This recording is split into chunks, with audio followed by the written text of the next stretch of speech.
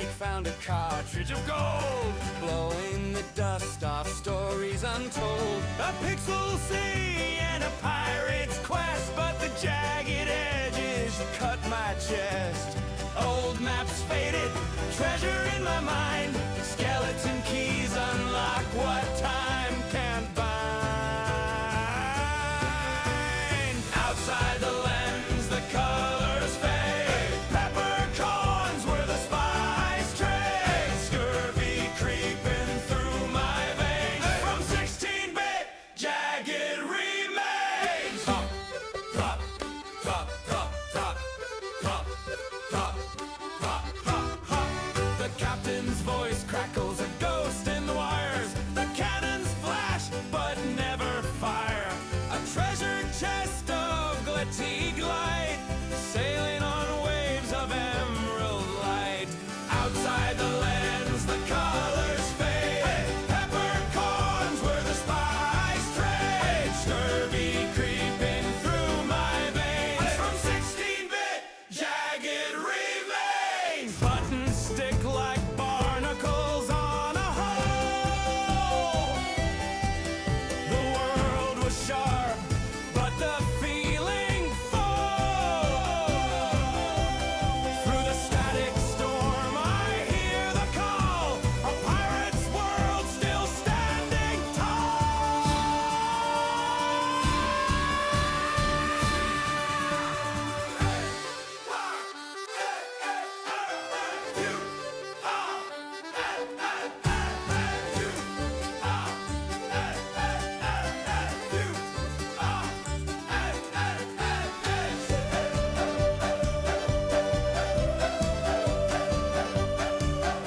Well, good morning, children.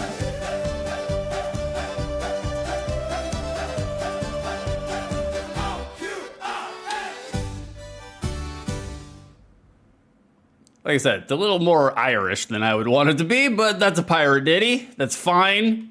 That's fine. You guys ready? We're gonna switch over in just a second. We're doing some doing that. Okay. All right, you guys ready? Let's do it. Let's do the things. Let's come over there. Okay, that's plan, and then we'll do this. All right, here we go. Switching over. Time to switch over. Where is it? Where is it? All right. Okay, there it is. All right, it's time to switch over. Here we go.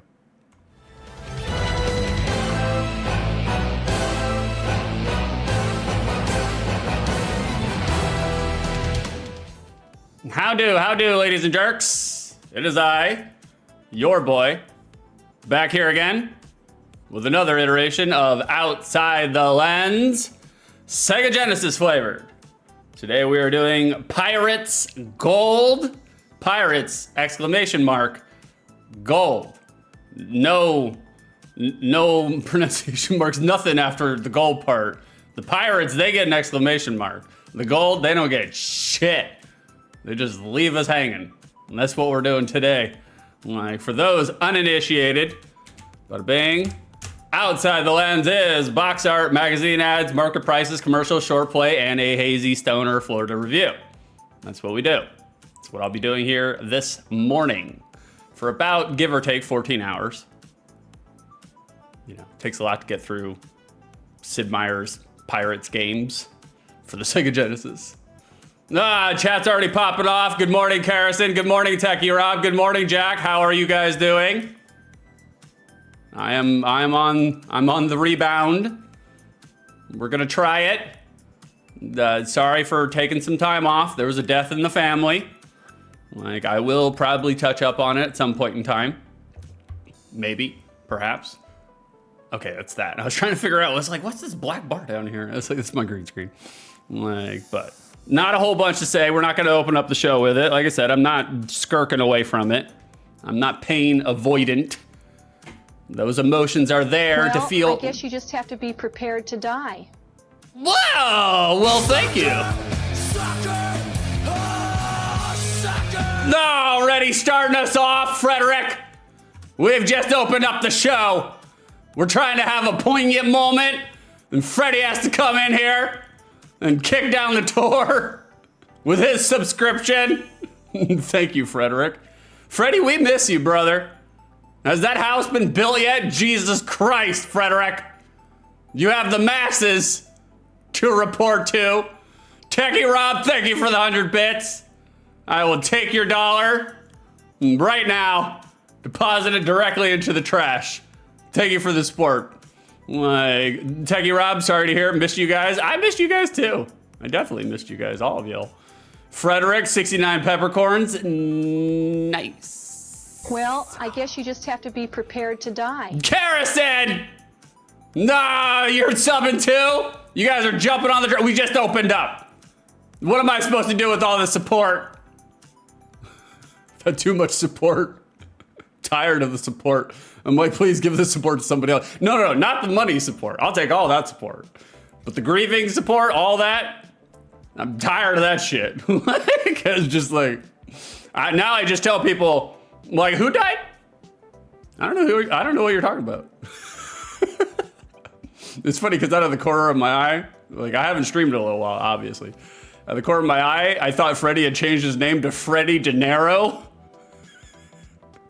And I was like, that's not realistic. It's like he ain't got none of that right now. Nah, thank you for the sub, Carrison. Appreciate you. 1 year. 1 year, huh? It has been 1 year. Like, wow. Indeed, indeed. That's right. Frederick's he's plugging himself right at the beginning of my show, right at the beginning of my stream. Freddie Dango is on Squid Games tonight, everyone. Twitch.tv/bitemythumb. Last time Frederick was on Squid Games, he literally annihilated the competition. Sat there like a dapper English gentleman, bored out of his mind because he knew all the answers. You know? Go check out Freddie Dingo. Like, this is the only Frederick that we're gonna get right now for the next, like, I don't know, 6 months. Because the man is building a house all by himself. You guys are getting in on your peppercorns. Thank you, appreciate that. Have y'all tried peppercorns? I certainly have in the last couple of days. I think I got to a point where like peppercorns weren't even doing anything to me. I was like, we gotta up it up. We gotta up it up. Boys, I may have developed a free base crack cocaine habit in the last couple of days. It's fine, it'll smooth out. Don't worry about it. Don't worry about it. That's right, shout out Bite My Thumb, the greatest of Cthulhu hosts, an eldritch horror host the show. It's very interesting. The British people, you know? That's all I have to say is the British people, you know? So that's it, boys. Like, I am grieving, I am mourning, but I have to come back, all right? You can't grieve forever. And grief is the admission price that we pay for love. And so I had a death in the family. Nah, Frederick, thank you for the 69 bits. Paying for the payola, yada yada. Well, thank you. We'll take it. Freddie understands. Freddie understands. Look, you gotta grease the rails, guys. You gotta grease the rails. If you want attention from your streamers, give them money. Well, I'm not saying, I'm just saying. They say money doesn't buy happiness. Well, give me $100 bills and watch me fucking smile, okay? Like, I'm just saying. People are like, money doesn't buy happiness, and I'm just like, y'all don't know where to fucking shop. I'm not saying. Jack, grief is just love with nowhere to go. That is true, brother. That is true, without a doubt. And that's at least half of the reason why I was like, all right, we gotta get back to streaming. We took some time off. I had to stop. I had to take a little hiatus because I was just like, I got to the point where I was literally like breaking down in tears like every other hour or so. I was like, I can't stream with this.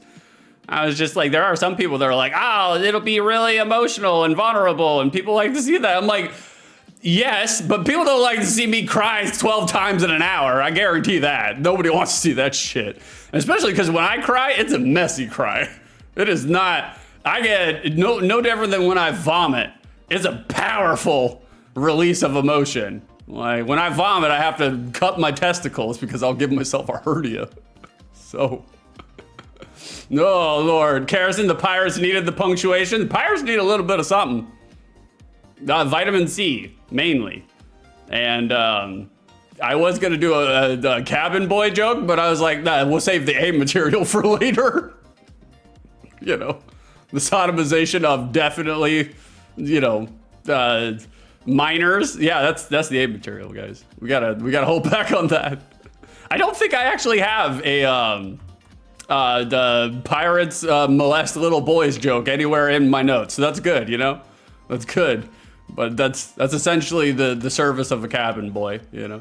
Well, I guess you just have to be prepared to die. Well, Robert, thank you for the sub. That's an interesting point in which to sub somebody. Good timing, brother. Good timing. It's good to see that Sarek X, you know, they have appreciation for the cabin boy lore, you know? All right, guys. You guys ready? We got to get going. We got to get started. Like, can't grieve forever. The trains of progress, they're gonna, we got to keep moving. They got to stay on time. They got to stay on time. And in order for them to stay on time, boys, we got to do some box art. We got to look at some box art. You guys ready? Let's do it.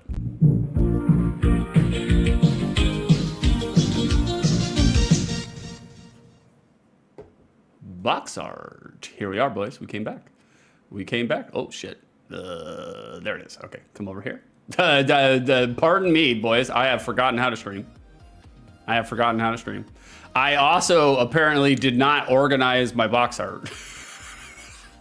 So we're going to have to do this on the fly, boys. We're going to be all over the place, but that's fine. That's fine. We got a little rust. All it takes is like 11 days to be away from streaming, and then I can't remember how to stream all over again, you know? It's fine. It's no big deal. Kerosene, old school. I like it. What's old school? Me flying by the seat of my pants? I mean, that part is pretty old school. I think this is what we have. There it is. Box art. Bada bing, boys. Now here on Outside the Glens, whenever we take a look at box art, do a critical analysis of box art. It's based on two criteria. The first criteria being, looking at this box art, do we see any verbs? Got any action on this box art? The second criteria being, does this box art encapsulate what the gameplay experience will be like if you were trolling the aisles of Video Library when you were an 8.5-year-old cretin? Would this box art be enough to make you pick it up and, hey, Mom, I would like to rent this?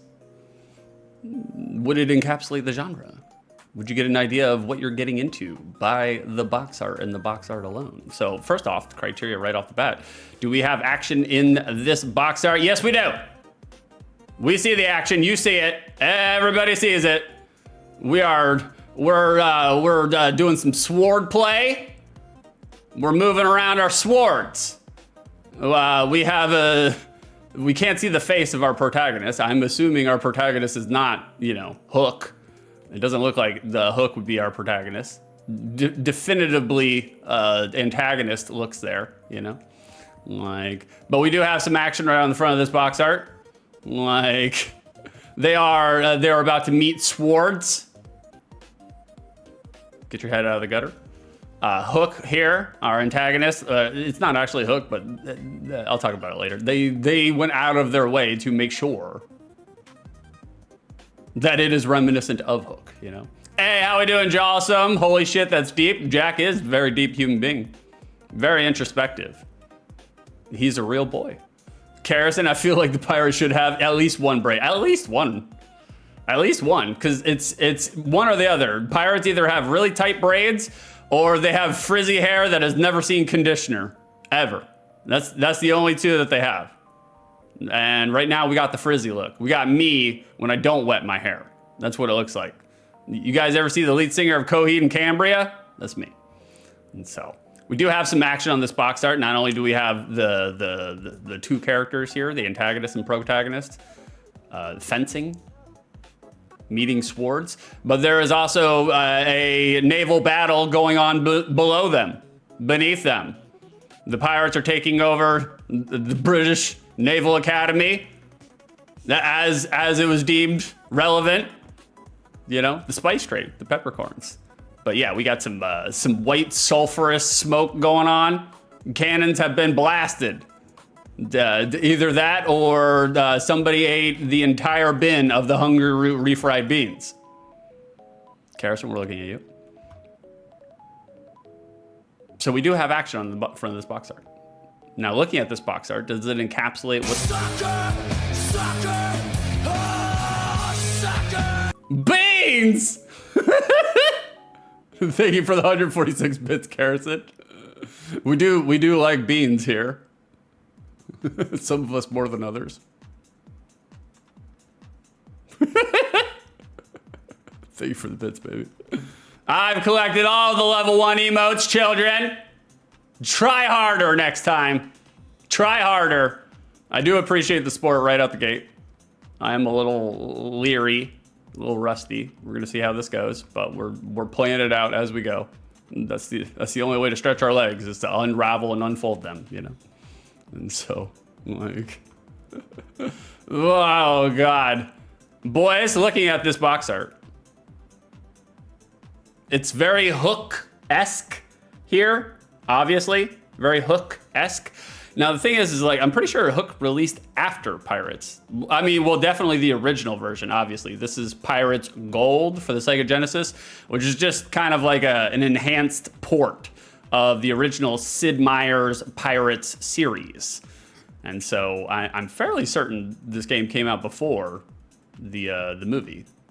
Disney-isms, you know, like, so we're riding on the coattails of somewhat already established intellectual product when it comes to famous pirates, whether it's Blackbeard or Hook, it's one or the other, which is smart in a way, but it also kind of automatically draws in a comparison, you know, which can be a very dangerous outcome if the box we are seeing here, if the action on the box that we were seeing here does not coincide with the action within the game. But I'm kind of nitpicking a little bit, just a little bit, you know? So it's not, I think in terms of box art, in terms of efficacious, like efficiency, like I think this works. I think this fucks. I think this is good box art. Like, look, if I was an 8-year-old slack jaw mouth breather, bleach drinker, I would definitely give this game a look-see. I mean, what 8-year-old boy doesn't enjoy pirates, you know? Until you actually get out on a boat in the open water and you're just like, this ain't the life for me. No.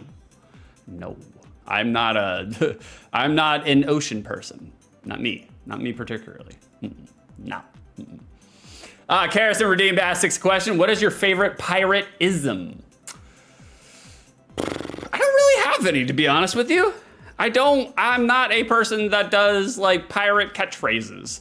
I did go through a period of my life where I was saying "yar" as just an affirmation, just a confirmation. Somebody would be like, 6, are you going to the 7-Eleven? And I'd be like, "yar."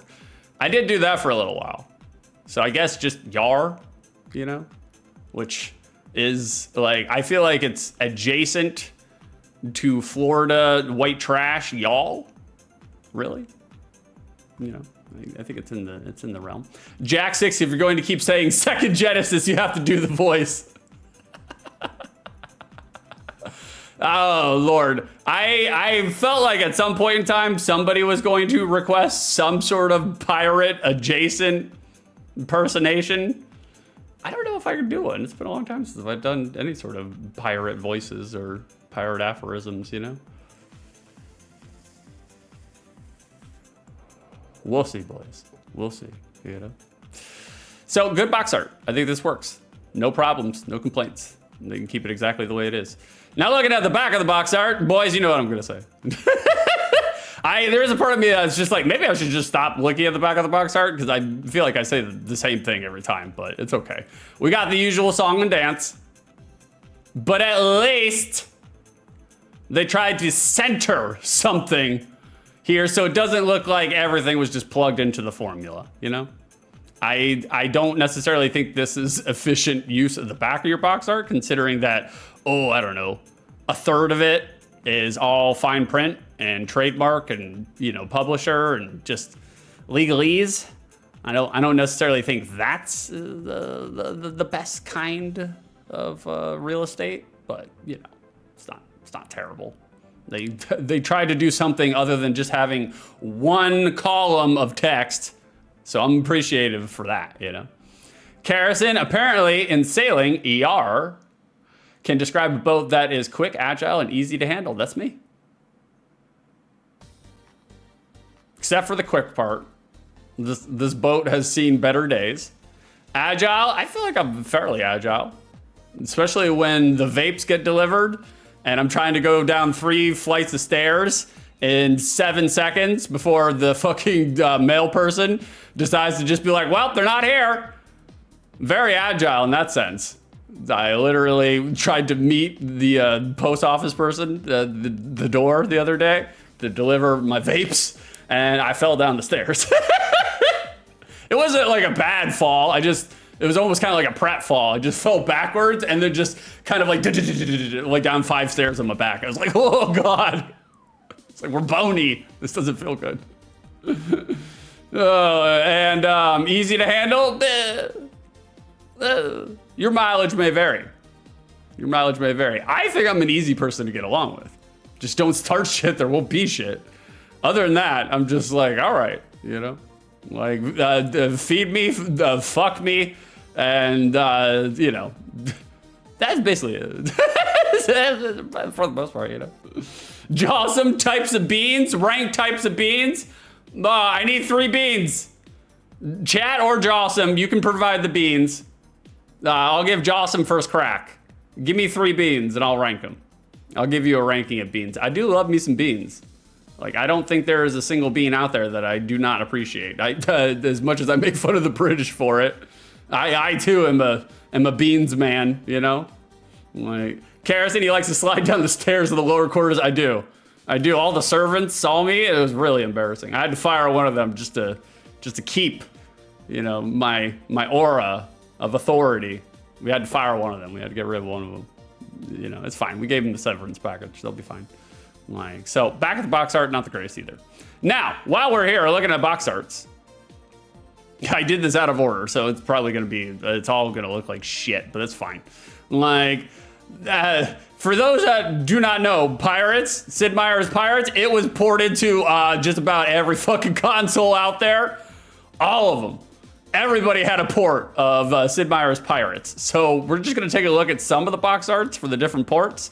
We're not going to break them down and do an analysis. We're just going to do a quick-handed, you know, sort of ditty. This is the Windows 16-bit box art. And it just makes me hate the titling of Pirates that much more. I hate the whole Pirates exclamation mark and then followed by gold. But nothing else, you know? Not a fan. Kind of hate it, to be honest with you.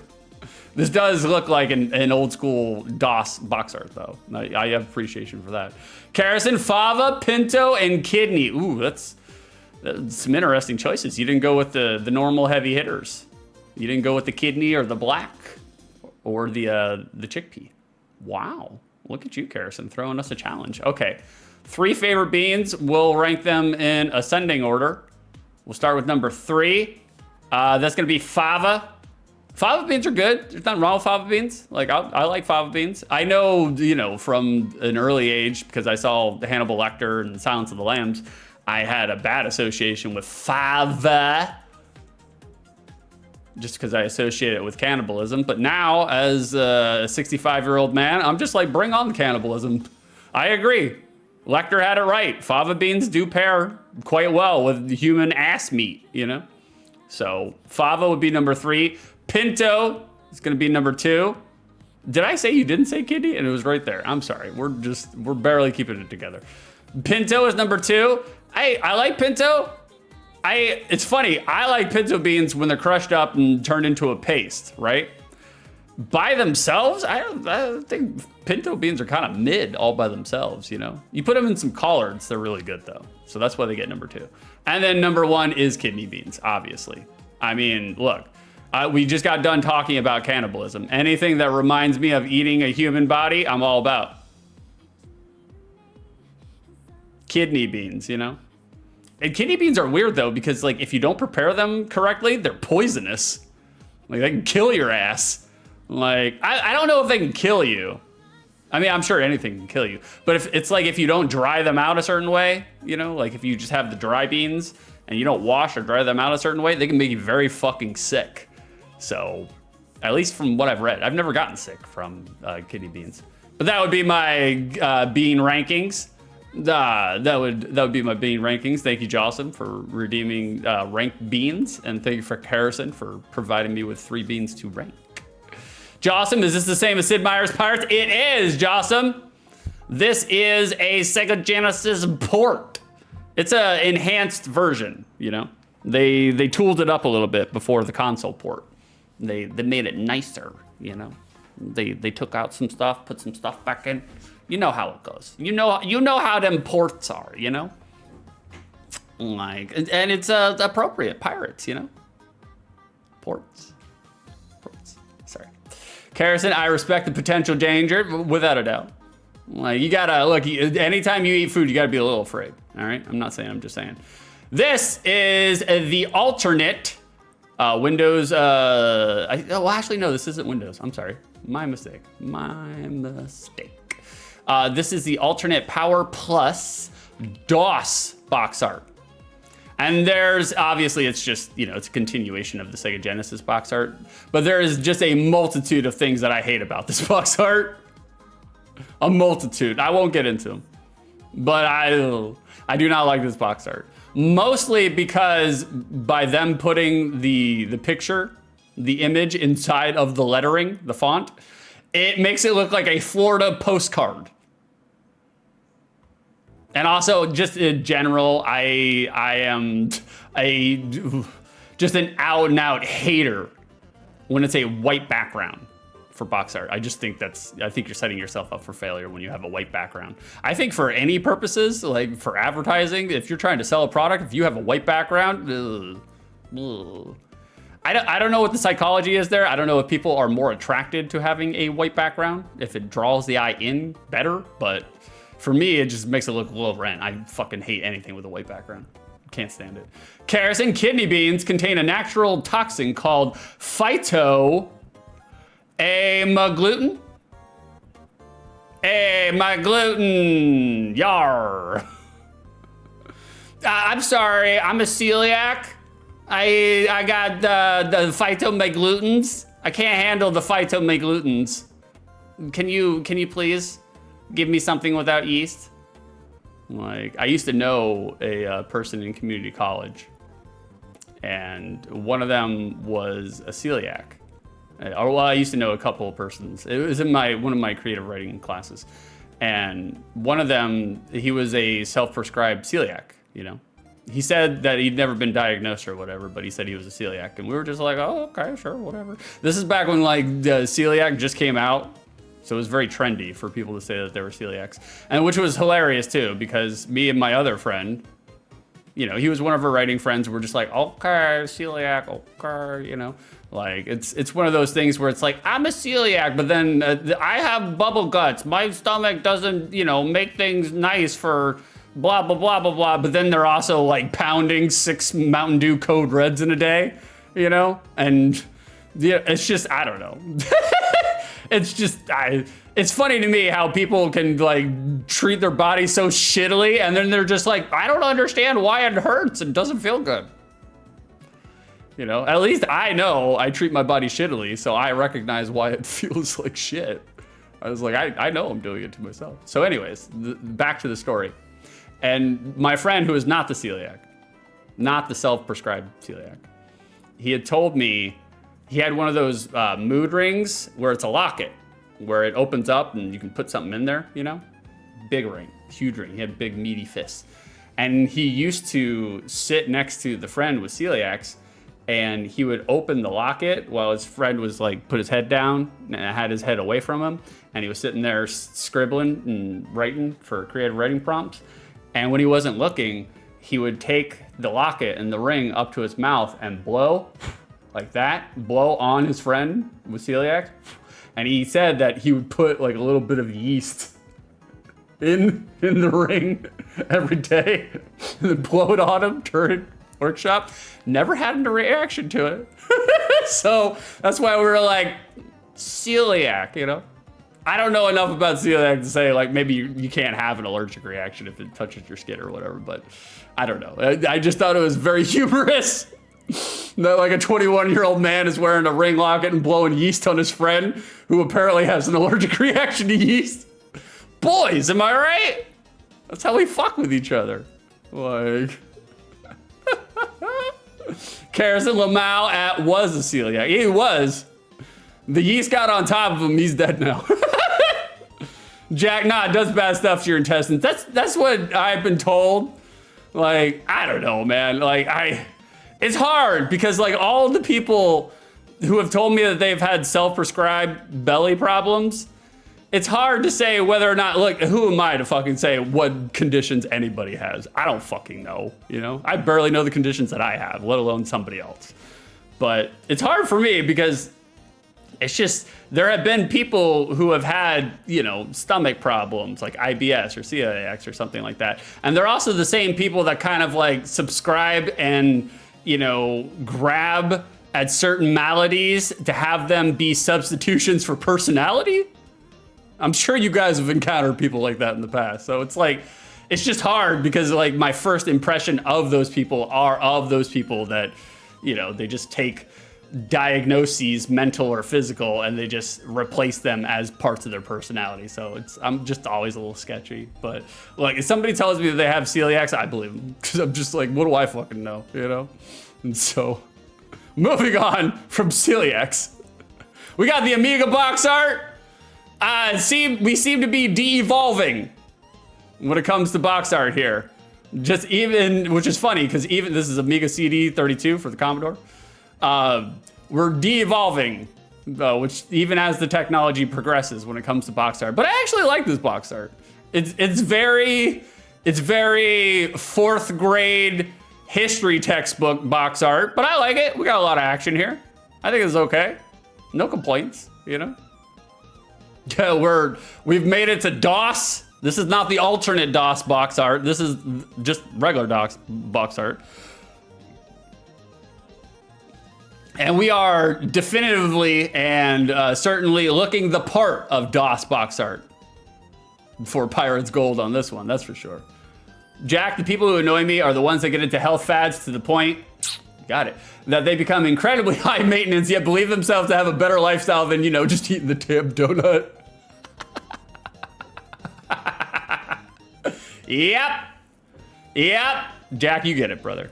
It seems almost like there's a certain amount of, I don't know, internal social inventory that needs to be adhered to have these certain maladies. And I don't know, man, it's just hard, you know?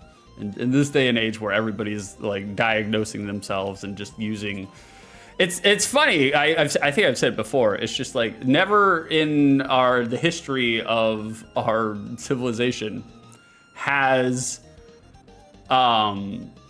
mental illness been so well accepted, but also still readily stigmatized at the same time. It's so strange how that works. Like, replying to Jack, donuts. Man, I used to be a donut fiend, but I don't even fuck with them anymore, man. I don't even fuck with them anymore. They upset my stomach. I got celiacs. They upset my stomach every time I eat them. So like, I think it's because of the oil content. The French box art, checking in on the Frenchies, the French DOS box art. They just flipped the image of the American DOS box art and expanded the field of vision. Nothing crazy, but I like it. This is good. Looks like very early 90s rendered, pre-rendered 3D graphics. The simpler times, boys. Simpler times. And our last one, rounding out the box arts, we got the German DOS box art. Okay, we took a direction here. We went somewhere else, you know? But that's fine, I'm okay with it. At one point in time, boys, this was cutting edge GFX, you know? Cutting edge. Simpler times.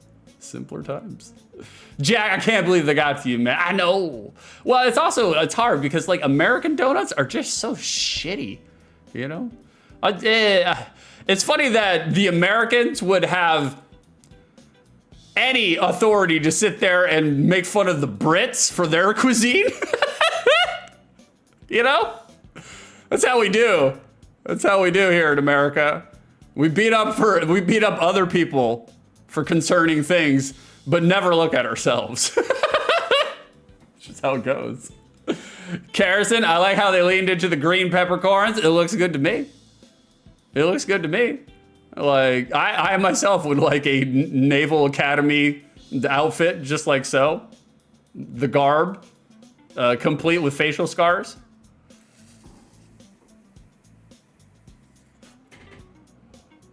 Complete with facial scars, you know? No, Carrison, you were one away.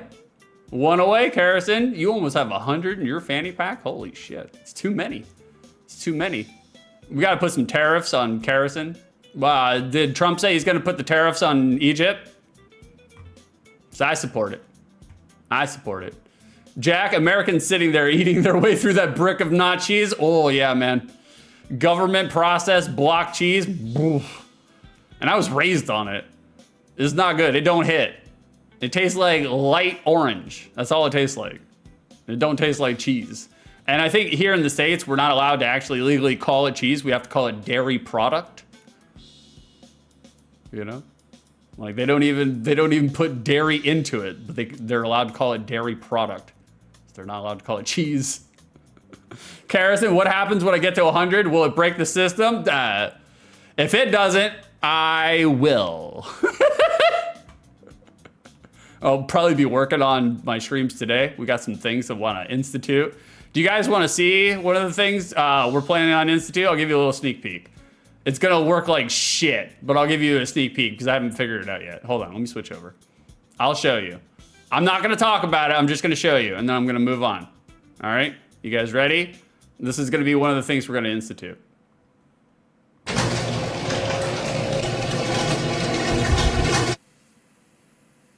That's it. That's it. Can you guys guess what it's for? Can you guys guess what it's for? Well, just hold on, because you'll find out. Bringing it back. We're done with box art, right, boys? I do have some promos, though, for you. I got a lot of promos. Holy shit. A lot of promos. A lot of promos. Right here, we got a promo. This is for our Computer Gaming World. Came from the magazine promo from Computer Gaming World for the Macintosh version. It assuredly looks like a Macintosh advertisement. Definitely looks like it. But I fuck with this. I think this is good. I think this would be enough to lure somebody in, you know? Again, white background, black text. Not my favorite. But, you know, back in 1990, is that 1994? Oh, let me zoom in on it. Zoom in on it. Yeah, 1994. Back in 1994. I don't know, actually. 1994? I think 1994, if it said 1991, I would say like this works. But 1994, we need to get a little edge. Get a little edgery going on here. You know, not enough edgery. Carrison, nice. At least one garage door is working.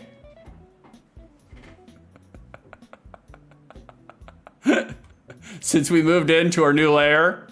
That was good, Carrison. That was good. Are you already on the peppercorns? It brings out your humor. You're really good. You're really good with your jokes when you're on the peppercorn, baby. Since we moved into our new layer, our garage door. Yeah, that's right. You're getting a doorknob. I would award you the door for that, but that was actually really good. It wasn't a pun. Like, that was just a good, well-aimed joke, you know? No pun, no door needed for that one.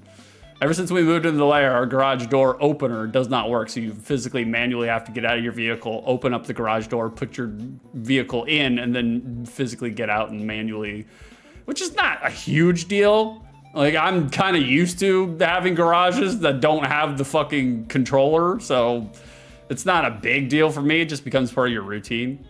But Carrison the other day was trying to figure it out, trying to use a universal remote. And I was like, oh man, we're gonna need a certain amount of peppercorns to even tackle that one, you know? Carrison, we're really strong now. Manual opening is harder with one thumb, that's true. Carrison broke her thumb on a Chinese finger trap when we went to we were having a delicious succulent Chinese meal. And she stuck her thumb in there and she tried to get it out the way you're not supposed to get it out, and she broke her thumb. It's terrible. It's terrible. I have to take care of her and nurse her, which is fine. The nursing the nurse, you know? It was funny last night because Karison, her thumb's not broken, but her thumb, she does have an injury in her thumb. She can't use her thumb at all right now. But it was funny last night. She's wearing a brace, and we were talking, and she was just like, "We need to eat foods. We need to eat real foods." Because especially in our time of grieving, I have not been doing a lot of fucking cooking. I'm just like, I haven't really even been hungry during, I'm hungry now. I have an appetite again, but like, and I was like, all right, baby, we'll watch Jack. We watched Jack last night, and tremendous stream, Jack. I know it seemed like you were struggling in the middle of it. It seemed like maybe you were having worries or woes over something not working. Didn't affect the stream whatsoever. And me and Karison we were talking during it, and we were just like, man, he's a pro. Like, if he is worried or, that's right, shout his ass out. March him to the town square. Let everybody see him. We were just like, if Jack is freaking out and melting down right now, he's doing a good job at, rebounding. Because, I mean, I was on the peppercorn. So I was like, I don't know if this is part of it. It's like, I never know. I'm just like, I think it's a bit, So, but that's the appeal of Jack streams, is that like you don't know if he's just fucking with you, and that's why I love it. Like, and it's so funny to see me and Karison, because like we're just watching Jack stream, just listening to Jack stream. We were just laying in bed, had nothing else on, just watching Jack stream. And I mean, we had clothes on. I didn't mean to say it like that, but like we're watching Jack stream, and we're both on the peppercorns, just That revises mental image. we had freshly ground ourselves. Like, where is it? Let's do right here. That's us last night during Jack stream. We had freshly, no, I didn't want that. That's fine, you can listen to it again though. We'll come over here, there we go. Yeah, 6 with 99.9% naked watching Jack stream. Well, usually Karison's the one that's porky pigging it. She ain't wearing no pants. I wear pants. So I don't have a lot of posterior padding, to fill it out. So I'm just like, nobody needs to see somebody walking around here with a shoebox down the side of their pants, Like, so Karison is definitely more new than I am at any point in time. Like, she's got it. She should show it off, Like, and so we're both watching, and like Karison leaned over to me and she's like, baby, I don't know how to interact with Jack right now. I feel like I should interact and say something to help him out, but I don't know what to do. I don't know how to help him out. And I'm like, baby, he's a showbiz man. He's fine. I'm like, don't worry about it. You'll find something to interact with and jump on, and then you'll be good. But as far as Jack goes, he's got it under control. He's a pro. He knows what he's doing. So go hang out in Jack's stream. He's worth your time. I'm like, half a sock on. Well, you can only fit half a sock on it. Jack, we didn't get to talking about the naked man. Jackie, the sock was on a foot though, right? That's right. Rob gets it. It's got a kneecap in it. I'm not saying, I'm just saying. So there's a promo. And now that we're talking, now this is something that we're talking. For whatever reason, my note said, now we're talking, but I forgot to put the right emphasis on it. Now we're talking. Now we got a promo that lends a little more to the lawlessness of pirates themselves. I get down with this promo. Again, we're using 4th grade history textbook, but why not? You have all those assets there. You have all that source material there. Use it. It's fantastic, wonderful. He's got 2 pistoleros, like right above the holsters, which is kind of strange. Is that a thing? Is that a thing for pirates? I don't know. I'm not sure. But I think this promo works. It's not bad. Like, not bad. Like, we got another promo. This is a little rough. A little rough, okay? But it's fine. But look, guys. Just between me, you, and the fence posts. Once they bold cap fun inside of 1990s geometry, you know they mean business. You can tell. It's funny to note here, the MSRP price, it says right at the bottom, suggested retail price. That's suggested retail price, but you know, most MSRP suggested retail prices, that's what the stores will fucking put it at. So the MSRP price is $70 in 1992 with this, the PC port. This version of the port came out in 1992. And $70 in 1992 is about $130, give or take, in today's time. So it's just strange to hear a lot of gamers talk lamentfully over the fact that video games are becoming $70 or $80. I'm just like, did you guys remember back in the 90s, video games were $70 or $80 then?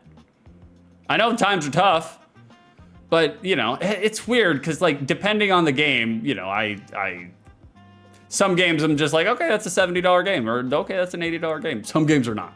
Some games are not. In terms of actual value that you get from a $70 or $80 game, if you buy a $70 or $80 game and you get 100 hours of entertainment, well, I feel like that's fair, really. Like, all things considered, I don't think that's a bad price. I mean, if you go to the movie theater, like say it's just you, two people, and you know, you get some popcorn and a drink, you're gonna pay $70 for 2 hours of entertainment. So I think if you're getting 100 hours of entertainment, take your mind off of things, I think $70, $80 is fair. Like I don't argue with that price, you know? I think if it keeps going too high, we are gonna start, you know, shutting out people, you know, your normal everyday working man, you know, but Jack, there's a great Hey Ash on this. Well, I'm not familiar with Hey Ash, Jack. I mean, I'll look it up after stream. I'm just like, look, Jack's a man of culture. Like he knows his thing or two about a thing or two. So I'll check it out, brother. We're writing down Hey Ash right now. You see? It's there. Hey Ash. I'll look into it, Jack. No, we got more promos? Yeah, we still do, actually. Oh, we got a promo for the Sega Genesis. There it is. Okay, guys. All right. Someone had to do it. Someone had to do it. Okay? They went for it. Totally awesome. Someone had to do it. It's fair. It's fair. Those gold coins look like the Christmas gold wrapped chocolate coins, you know, that you get for Christmas. You get it like a little bag of chocolate wrapped coins, gold coins, stick it in your stocking. Yeah, there it is. Yeah, just like that. Just like the pupper coin. You gotta bite it, make sure it's gold. But these ones seem to have already melted underneath the bright candent lighting, which is understandable. If you guys have ever been on a photo set before, those lights generate a lot of fucking heat, so it makes sense. But in terms of promo, I don't think this is a terrible promo outside of the fucking white background. Solid state white background. Painful, but not too bad. Not too bad. Like, I would have been interested. Like, okay, boys, we got, this is my last promo, and then we're the Hanukkah Gelt? What? Is that something on there? Is that something, why are you saying Hanukkah Gelt? Are you on the peppercorns, baby? What are you talking about? Gold chocolate coin, oh, okay. What is Hanukkah Gelt?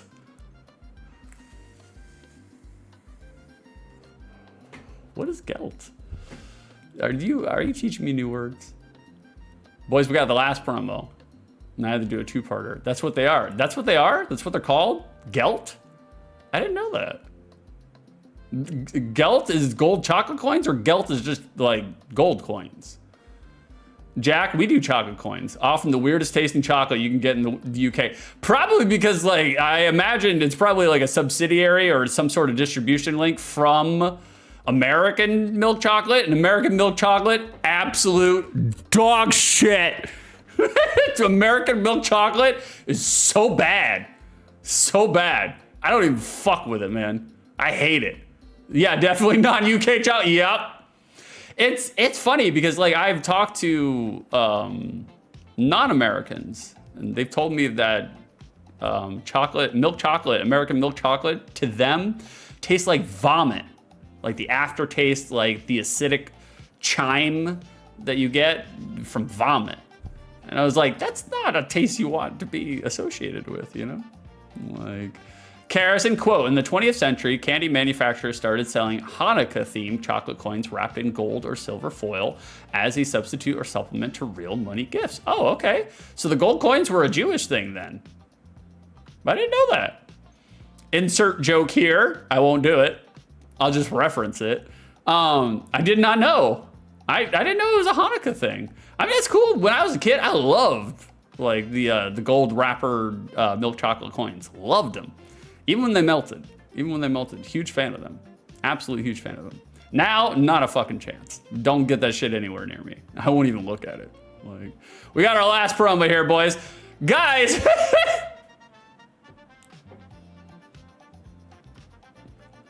This is not a real pirate, guys. And you can tell. You can tell. Because this guy obviously had access to conditioner. You see what I'm seeing? That's the pirate test. That's the true pirate test. Does their hair look like it had access to conditioner? Because if it did, not a true pirate. Not a true pirate. Like, not only that, boys, but this is how I meet Carrison when she comes from for work and we haven't had sex in 3 days. That's me. That's me. Just like that. You gotta romance him, guys. You gotta romance him, you know? Carrison, we need to get you this outfit. Oh, there you go. We were on the same wavelength. We were on the same sine wave. Earring and all. I will never pierce my ears though. I don't like jewelry. Like, I'm not a big jewelry fan. But also, I never understood the concept for me. It's just weird. Like, stick a hole in your ear and then stick metal appliances that may or may not infect the hole at some point in time. And then if you ever remove the appliances for too long, the hole closes up and you gotta fucking pierce your ear again. I was just like, fuck this. No way. It's too much work. It's too much work. Also, I've always been somewhat afraid of having jewelry or earrings or something on, you know, if you get into a fist fight. Because, look, if I get into a fist fight and they're wearing jewelry or earrings, yeah, that's the first thing I'm ripping off. If they got a nose ring or a brow piercing, oh yeah. Ripping that shit right out. Immediately. Right out the gate. Techie, a counterfeit pirate? How dare they steal work away from honest, hardworking pirates? I know. I know. Pirates out here getting the scurv, you know? Look, you wouldn't steal a pirate ship, would you? I mean, I guess you would if you're a pirate, you know? I guess you would. Like... Boys, that's all I have for box art and promo material, advertisements. Let's get into the miscellaneous trivia. We got a little bit of it. We got a tangent. We got a tangent here today, boys. And we're back. We've returned. We have returned. All right, boys. Let's talk about pirates. Gold. All right, let me wet my whistle.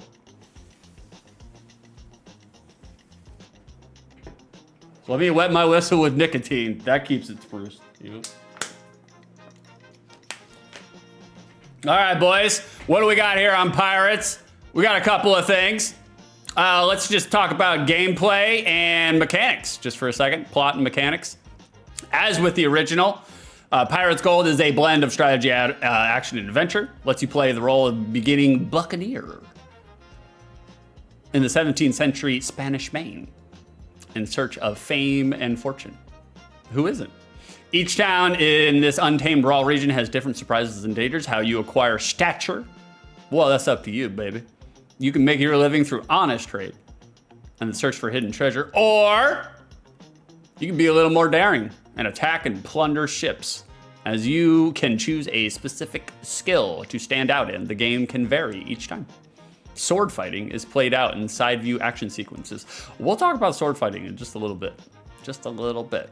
But that gives you an idea in case you've never played or heard of Sid Meier's Pirates. I myself have never actually played it, but I have heard of it, you know. I think if you were playing the DOS computer in the late 80s, early 90s, you heard of it.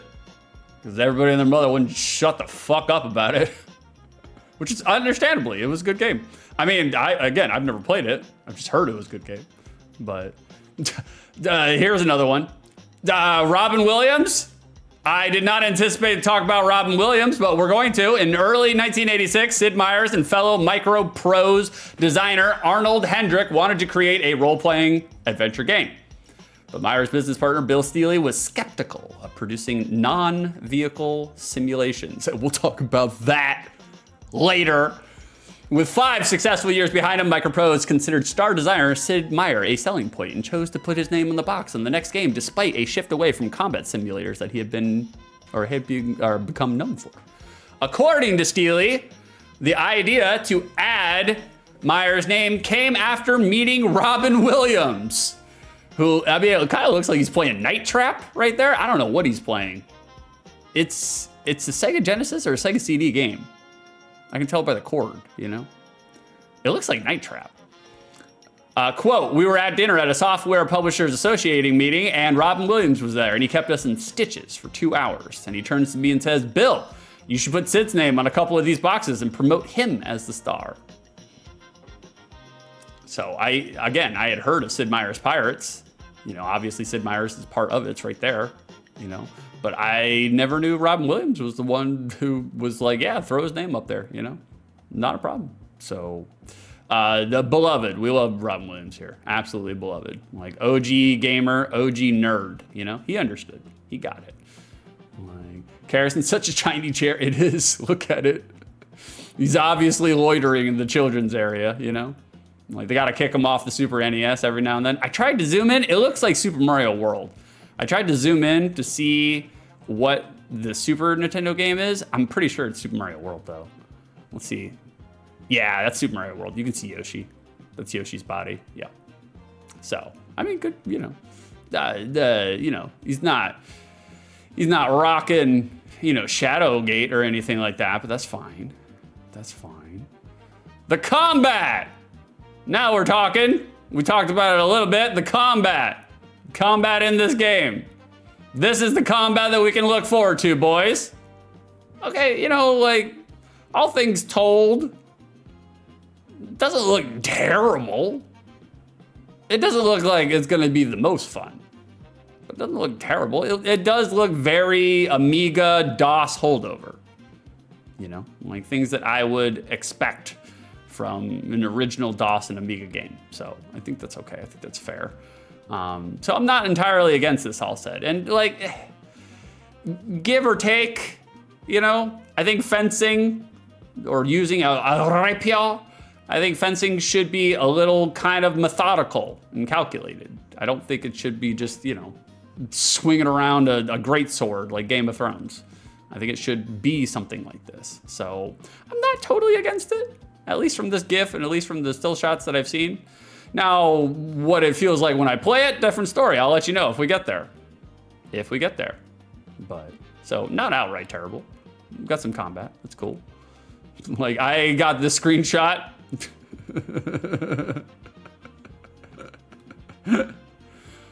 Quote, would you like to sell any cannon?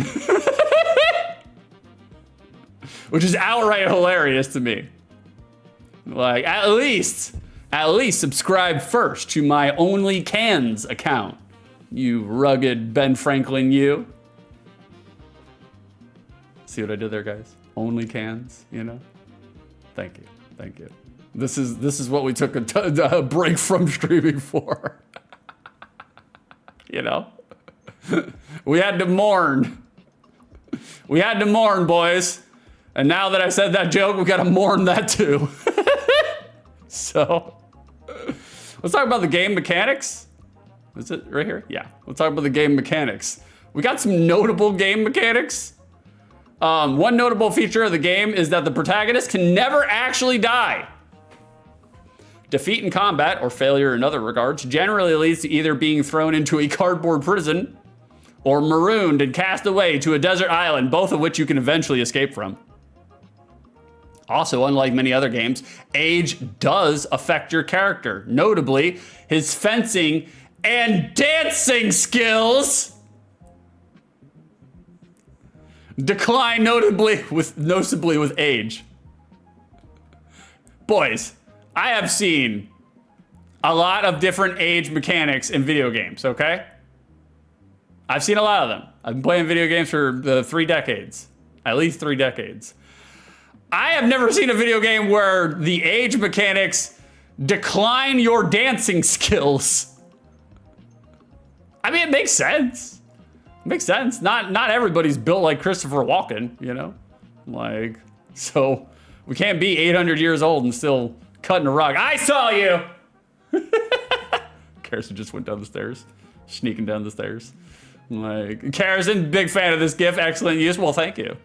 Well, thank you. Look at him. He's casting them off. This is exactly how me and Jack get ready before stream. I mean, not together, but from different parts of the world. We throw down our crutches, you know? Are you guys ready for a tangent? You guys ready for a tangent? You guys ready for an OTL trademark tangent?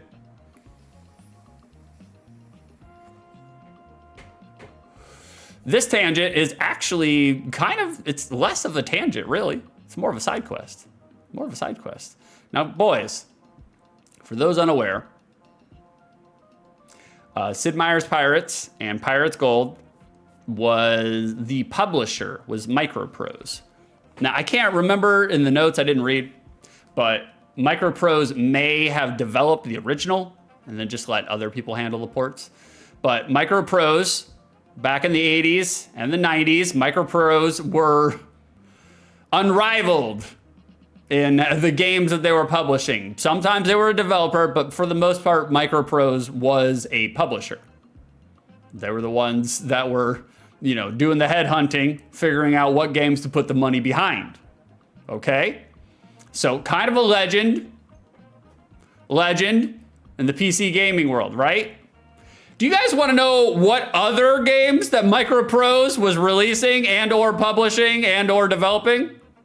Definitely publishing. Developing, you know. But we need to highlight some of them, okay? We need to highlight some of them. Karazin, is it more of a tangent or a sine? Or cosine?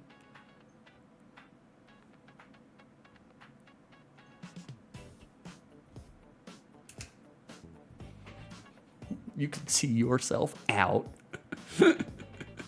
I'm showing you the door, Karazin. You are the first winner of our door this morning. Here we go. This is what I'll do for you. There you go. Give us the hypotenuse. No! I already gave you the door. Take your door and leave, please. Jesus. Yeah. Straight up doorknob. So boys, in my quest for research and notes about Microprose, our developer slash, well, not developer, our publishing house. What other games did Microprose publish? That would be Knights of the Sky. Knights of the Sky. A simulation of aerial combat and gallantry in World War I. Knights of the Sky and gallantry. A gallantry simulator, boys. That's a new one for me. That's a new one. I haven't seen a gallantry simulator before. But where is it? Did I put it over here? No, I put it behind it. Okay, that's fine. But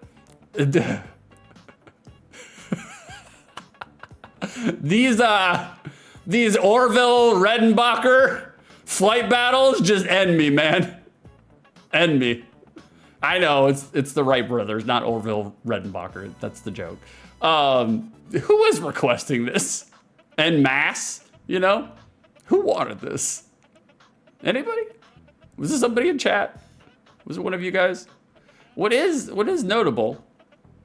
A note for Microprose. This is talking, I cut it off because you don't need the whole paragraph. It's just talking about basically they're doing patches, right? You know, they released the game and they're like, oh shit, we forgot to fix some stuff. We got some bugs in there. We got to release a patch, you know, fix the game breaking bugs, you know. Available, you can upgrade your, Knights of the Sky copy for a free patch update by sending a blank floppy disk to Microprose. That's crazy to me, man. I know that's not unrivaled, that's not unheard of, you know, that's been done before in the industry, but like, it's just been a long time since I've read that. Send in a blank floppy to get the newest patch, boys. What a world the world used to be, you know? Like, very considerate. Very considerate. Like, there was, did I put it over here? Yeah. There was, believe it or not, a Genesis version of Knights of the Sky that was developed and actually reviewed by GamePro in 1994. Got a 2 out of 5. But for one reason or another, never released. Never released. You know things are not good if they've already made a final cut of the game, but for whatever reason, don't release it. Usually means that the demographics for the market are not hot, not a hot demand, and or they just ran out of money. I mean, they may not have run out of money. They may have just decided to allocate their money elsewhere, you know? So we were going to have a Knights of the Sky for the Sega Genesis. Never happened. Never happened. What else did Microprose publish? That would be Silent Service, the submarine simulation. God damn. Boys, this box art, they could not sell the sizzle any less when producing this box art. Silent Service, the submarine simulation. Also, while we're here, what is up with Microprose's box arts all looking like late 80s choose your own adventure books? It looks very similar. It's just the art style at the time, you know? Just in general for box arts. Because I imagine a lot of them are just kind of like fantasy paintings, you know? A lot of the box arts are just paintings and they just turned it into.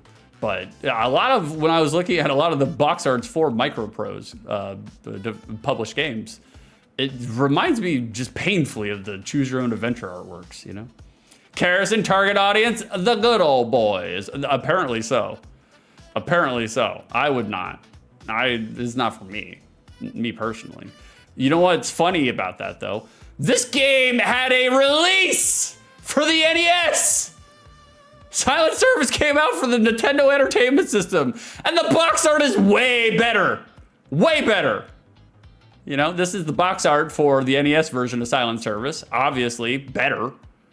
You know, just better all the way around. We have some action. Gives us an idea what's going on. Although I guess you don't really need, you know, a submarine simulation game. I guess you don't really need a whole bunch of box art to figure that out, what it's going to be like. But I didn't realize this game had a release for the NES.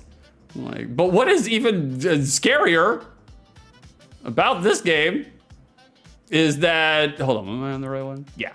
What is even scarier about this game is that Silent Service, right? Silent Service, okay? Not my cup of tea. Doesn't look like a game that would be my cup of tea.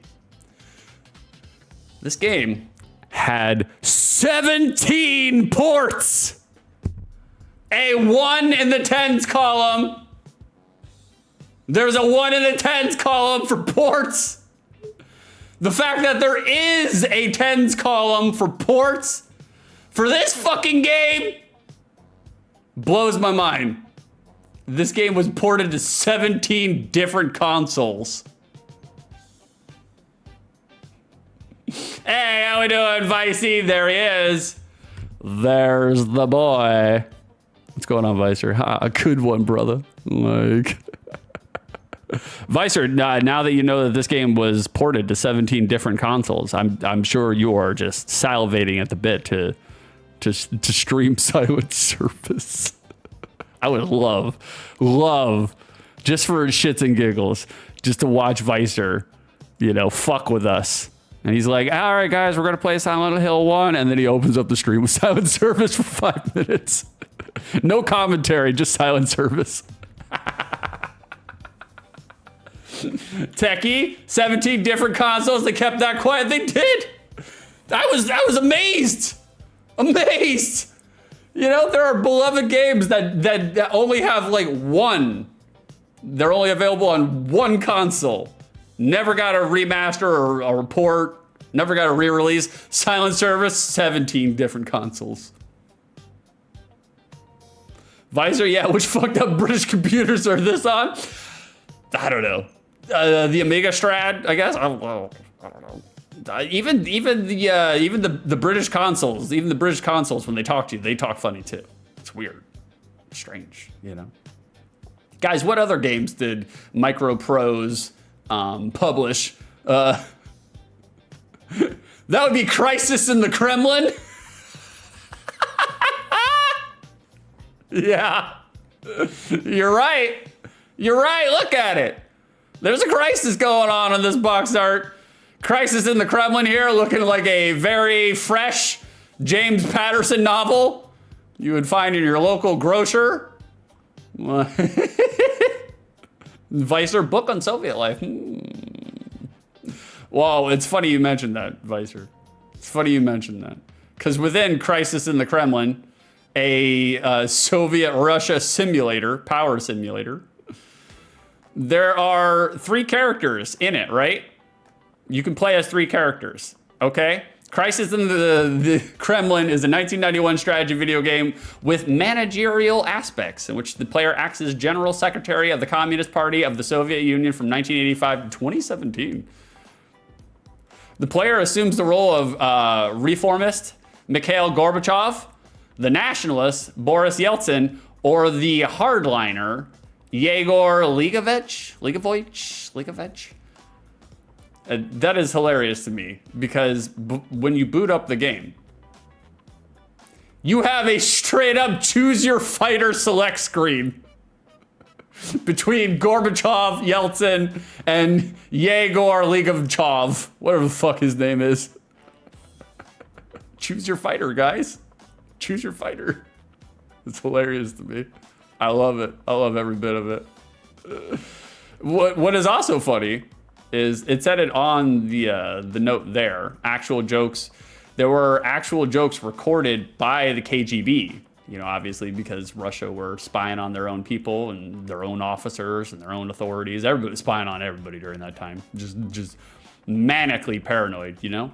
There are actual recorded KGB jokes that made it into the game. They took it from the communiques and they put it into the game. Like this one, for instance. Communism is like being blindfolded in a dark room, chasing a black cat that isn't there while shouting, "I've got it."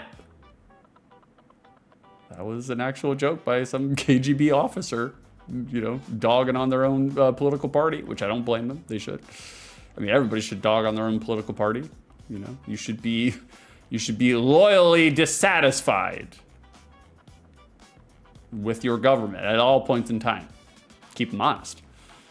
What's weird about this game, Crisis in the Kremlin, it caught a remake in 2017. They remade this game. Re-released it. Never even fucking heard of it. Oh. That's right, Sarek. I got fished. You did. You got fished. Thanking Techie Rob for the gift sub. We thank Techie Rob as well. My big supporter. We love ourselves, Techie Rob over here. Good to see you, Sarek. Welcome. We're just talking about Crisis in the Kremlin. We're talking about, this is a tangent. You know, we're talking about Microprose published games. I just highlighted a couple of them. We had to talk about Crisis in the Kremlin, you know. Hey, how we doing, Dolly? How do? That's right, it's afternoon for you guys. I forgot. Like, it's bright ass morning for me. Like, I'm still waking up. Boys, our last game here for our tangent about Microprose publishing. That would be Kennedy Approach, the air traffic control simulator. Guys, look, all of your dreams, all of them, of finally being an air traffic controller, but none of the anxiety of accidentally having planes have a head-on collision because your daughter OD'd on heroin the night before, boys, you have it. You have it. It's within arm's reach. You can finally do it. Like I said, you don't even have to have your daughter OD on H, you know, in order to crash some planes together. They answered the call. They answered the call. I just want to highlight this. Just want to highlight this riveting gameplay. Riveting gameplay. Guys, while I was making this, while I was writing notes and formulating and putting all this into sequence and whatnot, I got halfway bored about writing a joke about this picture. I couldn't figure it out. I feel like there's nothing to add here. I think it's exactly as it says on the tin. I don't need to add anything to this. Is this a game that you guys would get down with? The bar was so low in the 80s, you know? Comparison, this game is how they used to train air traffic controllers. I wouldn't be surprised. I cannot imagine. It's so weird because like air traffic controlling, it's simultaneously a high stakes job, you know? There are notable repercussions if you don't do your job well. So it's a high stakes job.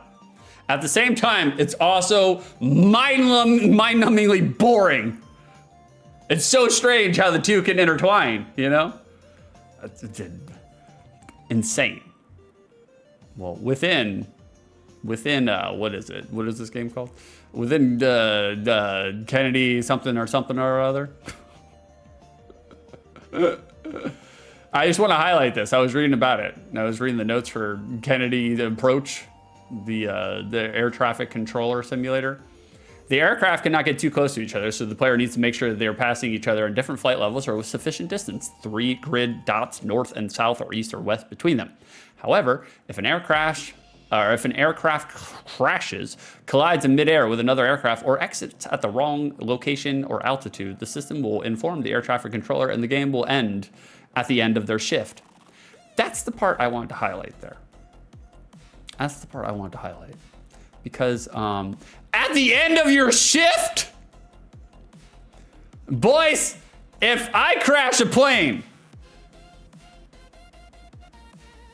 I am already halfway to Wyoming and shaving my head while driving before that wreckage even hits the ground. I ain't finishing no shift ever from that point forward. I'm not gonna wait around until the end of my shift. No way, not a chance. Harrison, how do we teach this? I don't know, make it a game. Yeah, basically. I mean, the Army's been doing it for a while. That's how they desensitize their new recruits. By, you know, they just put them in a video game setting and make them shoot up brown people. And that's how we get over the moral hump, you know? Like,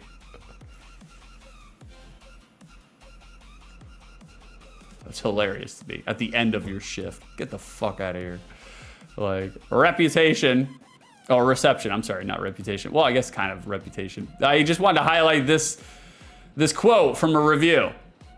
Quote, sweat on your palms. It stated, the magazine Compute stated that, quote, the sweat on your palms when you play Kennedy Approach is quite real. Sweat on your palms gameplay. Question mark? Not a worry, Dolly. Feel free to lurk. We do have exclamation point lurk. You can return to the anonymous aether. So for someone who wants to get a taste, it says here in the review, the well-designed simulation for someone who wants to get a taste. Who? Who wants a taste? Show me who they are. I have questions. I want to know who wants a taste of being an air traffic controller. Weird. Who is demanding this? So boys, that is my tangent for Microprose published games. I just wanted to highlight some of them. The funny thing is I had to choose just 4. I originally had 8 that I wanted to highlight, but I was like, okay, we gotta tone this down a little bit. I'll just use 4. But God, there was some wild games being published and developed, you know, in the computer world in the mid 80s, late 80s, and early 90s. Give it a look-see, it's worth your time. Threading back, we're talking about pirates here. Like, the Amstrad CPC version of the game was advertised as, quote, the world's first swashbuckling simulation. What is the actual definition and terminology of swashbuckling? I don't know what that's. I mean, I've heard of it, obviously. Pirates talk about swashbuckling all the time, but it's just like, does swash mean something by itself? Obviously, buckling means something by itself, but like, does swash mean something? I don't know. I'm throwing it out there to the internet. Internet, you teach me. Like, but it's the world's first swashbuckling simulation. Now, within the game, Karrison, quote, engaging in daring and romantic adventures with bravado or flamboyance. It's so weird how they romanticize pirate life, you know? I don't think anything about pirate life would be romantic. None of it. You don't shower for months at a time. You're surrounded by water that you can't drink. You got giant krakens looking to, you know, split the shit out of your vessel. You get so horny out on the ocean, surrounded by a bunch of dudes, that your choices are for sex are an underage male cabin boy, and or you're delusional from drinking unprocessed rum to the point in which you look at a manatee and you're like, that looks like a mermaid. Because you know, with all the lore that pirates were doing about mermaids, you know a pirate has fucked a manatee somewhere or another. Guarantee it's happened. Guarantee. I will go down. I'll put my money down on it. It's happened. Also, the scurvy. That's correct. That's the other part is like, you know, scurvy is what? Just like an inherent lack of vitamin C, you know? Just over a long period of time, just nutritionally deficient, right? It's just weird though. Like I'm imagining you're going to a lot of Caribbean islands. I imagine there's grapefruit and blood orange and, you know, fruits. But I don't know. I guess if you're out on the ocean for, you know, months at a time, you probably just don't have access to, you know, the best of citrus. So they should have broke open a prime packet in their bottled water. I don't know, man. Should have thought about it. Within the game practically, within Pirates, Sid Meier's Pirates or Pirates Gold, the game practically encourages you to attack the Spanish. As noted on the main page on the default settings, the Spanish have the most plunder and the least ability to defend themselves from attack by pirates. Furthermore, all three plotline villains, Montalban, Raimundo, Mendoza, they all sail under Spanish flags, meaning that anyone going for 100% completion within the game is going to have to attack Spanish military ships multiple times. I mean, it makes sense. The Spanish, they were doing a lot of naval navigation, so they would be the top enemy. While we're talking about, there is a little bit of censorship in the NES port of Pirates. It got an NES port. Unlike other versions of Pirates, the NES port lacks tobacco as a trade item for the 1600-1640 time period. In its place, there is an item simply labeled crops. And you guys know why. You guys understand why. Nintendo, even though they weren't marketing the Nintendo to kids, they still adhere to that notion that they're just like, wow, we weren't marketing to children during the NES. I was like, who the fuck are you joking? The fact that you're putting censorship of tobacco. This is like the mid 80s where you could have a Joe Cool cigarette ad, you know, like right in the middle of somebody's TGI Fridays. This is the era where you could literally sit there and smoke an entire pack of Marlboro Reds in a TGI Fridays, you know? And they're gonna go out of their way to censor the word tobacco. But they're not marketing to kids, guys.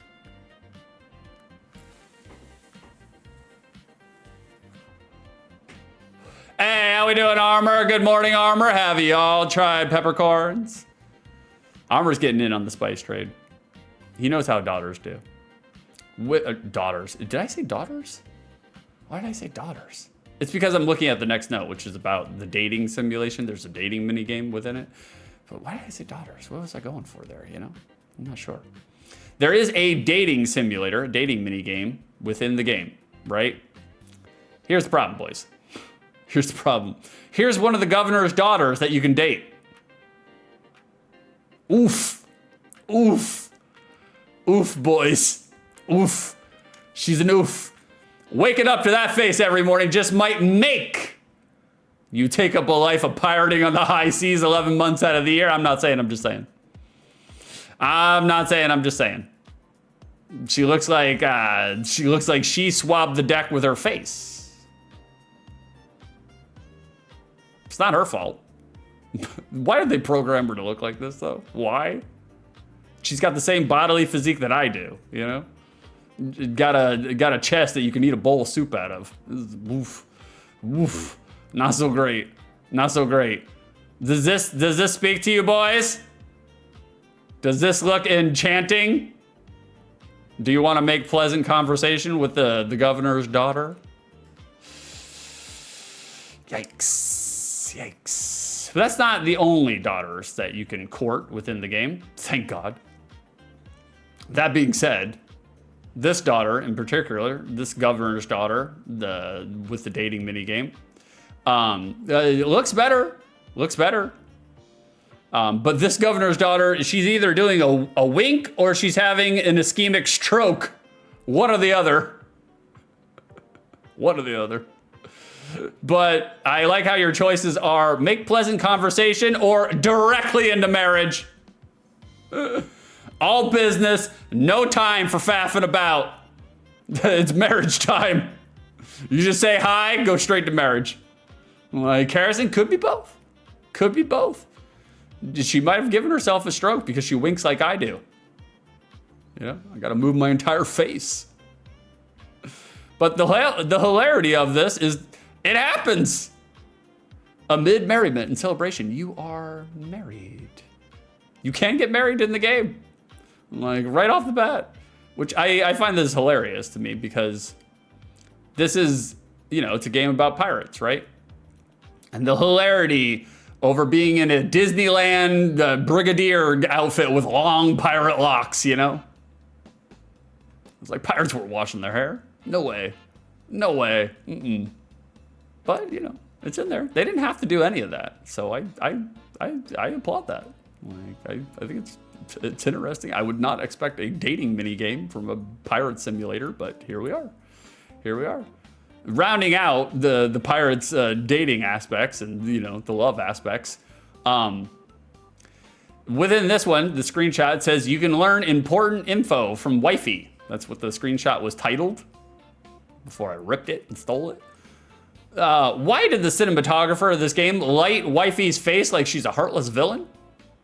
Why'd they do that? What's the point here? It's not even supposed to be ominous, right?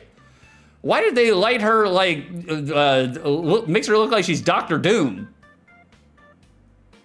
For those that don't know, you know, in the movie world, like cinematography is very important. How you frame your lighting, you know, because like you could say all sorts of things to the audience without having to come out and say those sort of things to the audience. For instance, I mean, it's rule 101 with cinematography and lighting. It's if you have a character and that character's face is either all shrouded or half shrouded in darkness, that usually means they're a villain, or they have dark intent, or they're going through a rough time. You know, and so they did that effect here. I don't know why. Don't know why. I'm not sure. Armor kind of looks like she's about to tell the MC she knows she's cheating. Yeah, she knows. She knows. Like that manatee off in the Barbados. Word gets around. Word gets around. You can't just be, you know, like throwing a rope for a sea donkey. Someone's gonna hear about it. Someone's gonna hear about it. And the last indirect trivia I have for Pirates Gold is their sales. According to Microprose, Pirates, Gold, sold in excess of 450,000 copies by September 1997. Look, those are stout numbers. Stout numbers, you know? Like stout numbers on the board. 400K copies, 404,500,000 copies. Nothing to sneeze at. Stout. That said, granted, that is a combined number for all the ports of Pirates Gold, not just the Sega Genesis version. So, you know, to be fair, gotta be fair. What's going on, AJ? How we doing, Apathy Jesus? 6 and 2/3. What's going on? This is Apathy Jesus' game. He was the one who redeemed this game, Pirates Gold, for the Sega Genesis. I've never played it. I've heard of it. I've heard of the PC versions. I did not know they made a Sega Genesis version of it. I am kind of excited, to be honest with you. Like, I feel like there's a lot of renown and recognition with this game series, so I'm just like, I want to see how it ported over to the Sega Genesis, you know? It's a weird title that you wouldn't expect this to be on a Sega Genesis, you know? Out of all the games and genres and series, I would not expect this one to be on there, you know? But it is. It definitely is. We'll find out momentarily. We'll find out. Boys, that is my trivia. And we're moving along. And you know what that means? That's right. Boys! Chat! I need to be washed in a wave of calcium. Thank you, Harrison. Thank you for the milks. If you see the milks on screen, or the milks in chat, that means we are going to our first audience participation segment, the second dairy market, where you post your guesses into chat. Thank you for all the emotes. You post all your guesses into chat for what this game, SID prices, complete in box, is going for on the second dairy market. How much milk is this game getting on the second dairy market? A lot of milk? A minimal amount of milk? A moderate amount of milk? Post your guesses, chat. We'll find out. We'll find out together, you know? Let me catch up in chat while you guys are doing that. I'll give you guys some time to think about it. So, Armor. That's funny, Armor. You took the 46 away from Carrison. She went different today. She went different. She put the 6 before the 4. Look at her.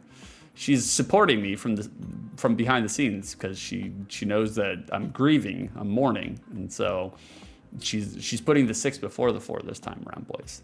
It's a wink and a nod. AJ, I love the early couple of Pirates games. I used to play this on my hack PSP all the time. No shit, brother. Like, I mean, it does feel like it would be a great game to play on a PSP. Anything portable, all day long. All day long. Disgusting. How dare you? How dare you? You throw up the iridescent lovers, the irradiated lovers. Blah. Blah. But yeah, in terms of portability, like, you know, if I had a PSP during that time, was carrying around, if I was a child of any sort and had a portable pirate simulator, oh yeah, I'd play the fuck out of that game. I have never played Pirates, like the PC versions or the Sega Genesis version. So it's going to be interesting. I am kind of curious to see how it's going to go. I mean, to be honest with you, like everything that I saw, like when I was doing the research, people were saying it's a good game. So we don't have experts. Although I did rewatch the stream or re-listen to the stream, my expert stream. It was a good stream, by the way. But me getting hiccups right at the end for 20 minutes straight, that was a new stream low. That's never happened to me before. I swear, baby, it's never happened to me before. You know, sometimes the hiccups, they just go off. Vicer, what game are you talking about? The air traffic control game, the Soviet game? We're talking about Pirates. The Pirate Simulator. I did, after especially seeing Crisis in the Kremlin and the air traffic controller game, I was like, I need to test those bad boys out. I'll play them for an entirety of 3 minutes and then we're chucking them. Chucking them straight out. AJ, 4 is 2/3 of 6. You are correct, brother. You are correct. Look, there's a synergy with our numbers. It's funny because like I go by 6 or 6 2/3 and whatnot, but my actual favorite number is 4. It was my favorite number before I met Harrison. It was just very kismet and cosmic that the screen name that she chose, that she associates with her online handle, is a Harrison 4. You know. AJ, the Commodore 64 version is the best 8-bit version. The NES version is fine though. I prefer the Genesis version to the PC version of Pirate's Gold, but honestly, that's just for the ease of playing with a controller. I imagine playing with a controller does streamline things, which I'm a big fan of. Because I don't like being intimidated by all the different buttons and things that I have to press. I don't like that shit. I don't like that shit. It's one of the reasons why it's been taking me 3.5 years to beat Baldur's Gate 3. Because I'm just like, Jesus Christ. I'm like, there's just so many buttons to click. Vicer, wait, who are you again? It's been years since we see. Are you the guy who plays Nintendo games? They called you the Nintendo King. If I recall correctly. You do recall correctly. You do recall correctly. I'm known as the polygonal prince, you know? I was gonna say poly prince, but I was like, that's not the association I want. That's not the association I want. Nothing against people who do poly romantic relationships. Look, if it works for you, it works for you, you know? But for me, no. No. I'm too self-centered and narcissistic to allow myself to spread my love, you know, for one person and allow them to spread their love for others. I was like, no. It's either monogamy or bust. I'm sorry. I'm an old traditionalist when it comes to that sense, so. Indeed, I came back.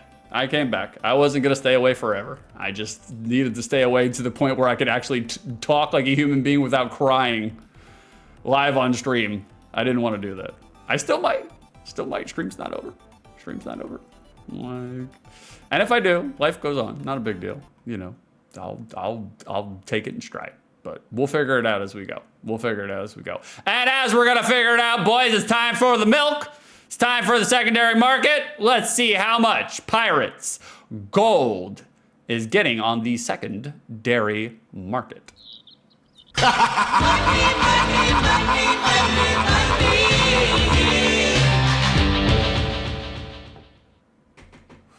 Well, thank you. We made it, boys. We have arrived. We are in the secondary market. Carrison, now he's the swashbuckling Nintendo pirate who does small bouts of trigonometry.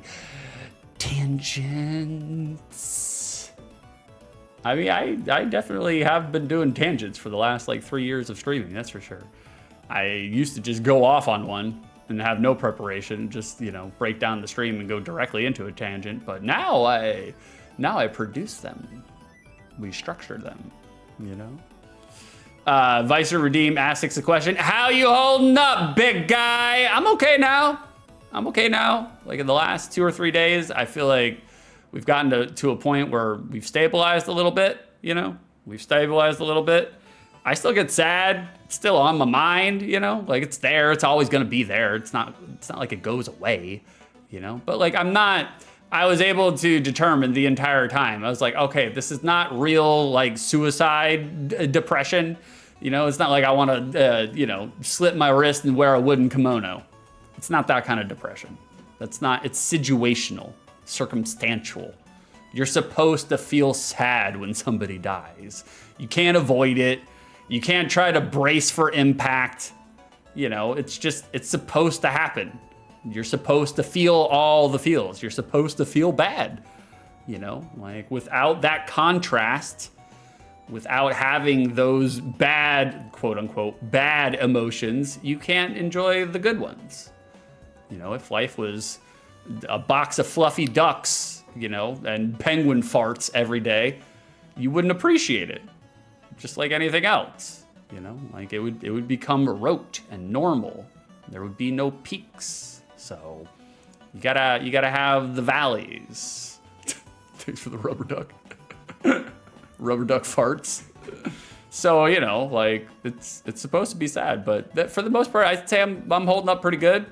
I told Carrison when it first happened, that's the worst part, is that me and Carrison we may or may not allegedly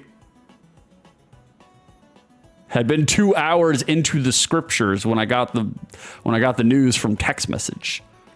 Like I normally turn my phone off when we do the scriptures. Just turn it off or put it in airplane mode because I'm like, I don't want to fucking look at that when I'm on the scriptures. And for whatever reason, I didn't. And then I picked up my phone and Beef had told me, hey, you know, our dad died. And I was just like, oh shit. Immediately deflated me because I was actually in the middle of telling a funny story while I was doing it. And as soon as I saw it, I was just like, poof. I just like fell down on the couch in the living room. Just completely lost my point and motivation to finish the story. I don't even remember what I was talking about. And it was weird too, because lo and behold, when you're on psychedelics, you could make an argument for or against finding out that somebody in your family has died on psychedelics. Because like, I feel like that's the best time in which you're supposed to feel all the feels and understand the feels. But at the same time, it magnifies it, it enhances it. And it was a weird delay. I almost had like a staggered delay, which I imagine people have when they're sober too, when there's a death. Like, because Karrison was asking me while we were on the script, she's like, are you okay? Are you okay? And I'm like, yeah, I'm okay. Yeah, I'm all right. I was just like, first of all, I knew it was going to happen. It's been 1.5 years in the making. He's had cancer, metastasized. It's all over his body. It's in his lungs, it's in his spleen, it's in his throat. It's going up towards his brain. It was everywhere. So it's like, there's only one outcome, really. Like, realistically, he did chemo, did, I think, 2 different rounds of chemo, and it helped it for a little bit, but, it seems to have made it worse. So, but, I mean, he also lived a hard life of drinking and smoking and partying for 60 plus years. So it's like, look, the train's got to pull into station at some point in time. All parties have to end, And so, like, I don't feel bad in the sense that, like, I know he lived exactly the way he wanted to.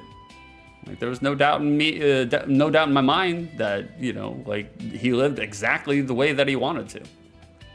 So I don't think he necessarily has a whole bunch of regrets, because he lived a full life, exactly what he wanted, Like, if you eat lunch meat every day, you're doomed. You're doomed.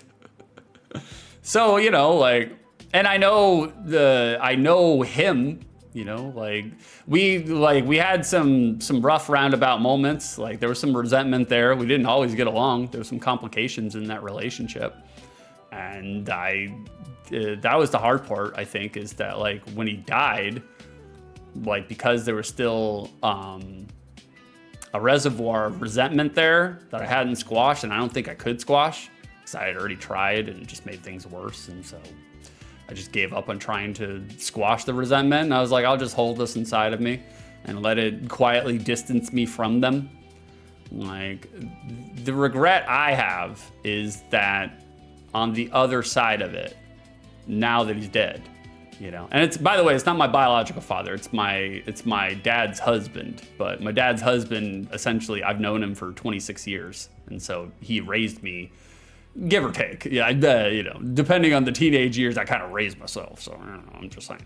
But like, I've known him for a very long time. And so I don't do the whole, like, oh, he's my stepfather. I'm just like, your dad's your dad. Anybody who takes the mantle of, like, forming you as a young child, that's your dad, And so I had 2 dads. And so, like, I've known him for a very long time. And so he died. And so when he died, my only regret is because I was establishing boundaries, healthy boundaries, because both of my dads could be a little toxic. They have some personality issues that could infect you and fuck up your life too. And so I was keeping a little bit of distance between me and them.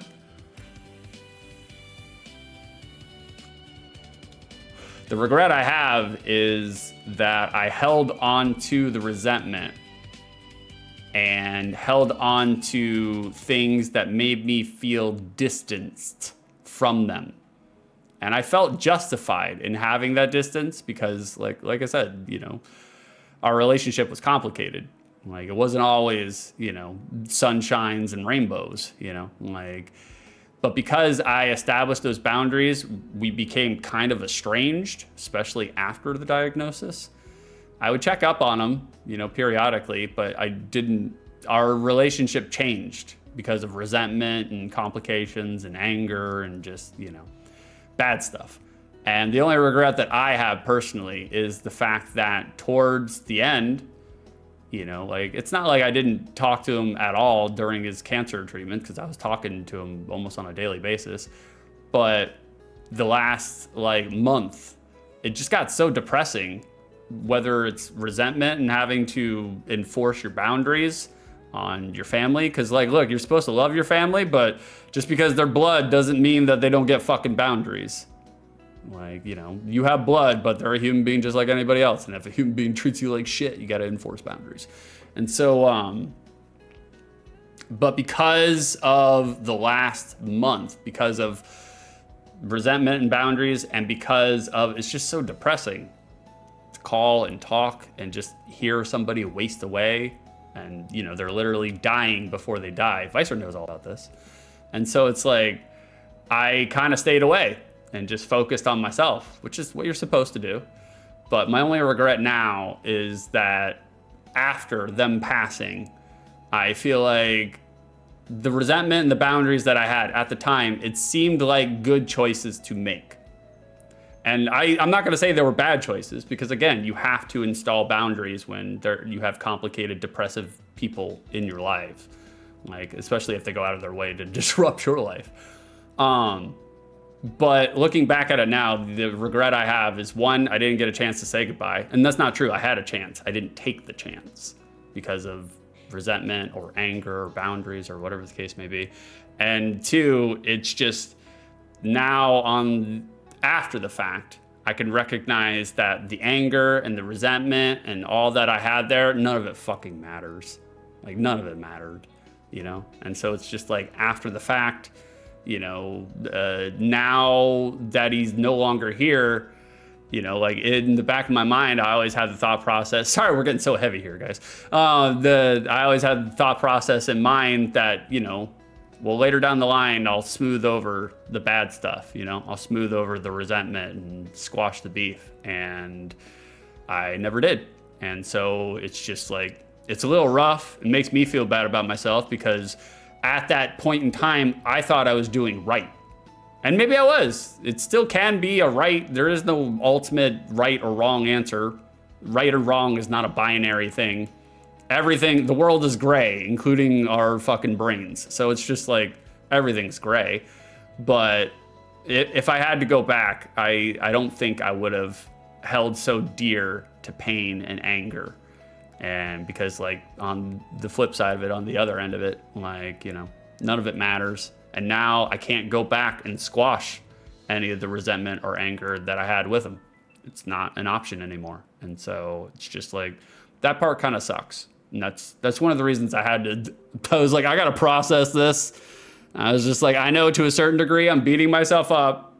You know, it's like, I couldn't change his diagnosis. I couldn't make him live. And it's not like I'm so narcissistic to believe that, like, oh, my hello and calling him made the day, made everything better for him. I'm not, you know, so narcissistic to believe that that's the case, but that's my one regret. I don't feel like I didn't spend enough time with him. I felt like I spent a lot of time with him.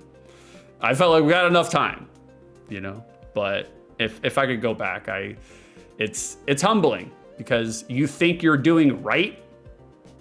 You think you got it all figured out at any point in time, and then something happens and you realize you did not have it figured out. You did not have yourself figured out. And so it's hard, because, like, I am a person who does take on the approach of, like, I need to be continually humbled. That way I don't, you know, get into a mindset that makes me think I'm doing right when I'm not actually doing right. And so I'm appreciative of the fact that I'm humbled. And, like, right now, me and my biological father, my normal father, you know, like, we're getting along a little bit better. I'm not able to talk to him right now because he's literally utterly devastated. And every time he does talk to me, you know, he's basically saying he's going to kill himself. So it's just like, whew, that's hard to listen to. And that kind of destabilizes me for the day. And so I feel bad because I'm not talking to him and I'm avoiding talking to him. And so it's just a complicated, messy fucking situation, you know? So how much is Pirates Gold getting on the secondary market? You know, how we doing, Goldie? I love that's when you came in, Goldie. Oh, God. Well, thank you, AJ. Read the scriptures. All right, here we go. Whoever sheds human blood, by humans shall their blood be shed. For in the image of God has God made mankind. Genesis. Sega. Thank you for the scriptures. We did go under the scriptures. Oh, Armor wants a singing bowl. All right, Armor. It's smart. It's a good time for it. Actually, thank you for the reset. Let me do AJ's rib and then I'll do the singing bowl. AJ! It's got a weird idea of fun. Booking an 8-week vacation at algebra boot camp, but you know, to each their own. To each their own. AJ, we respect that you love a good tangent.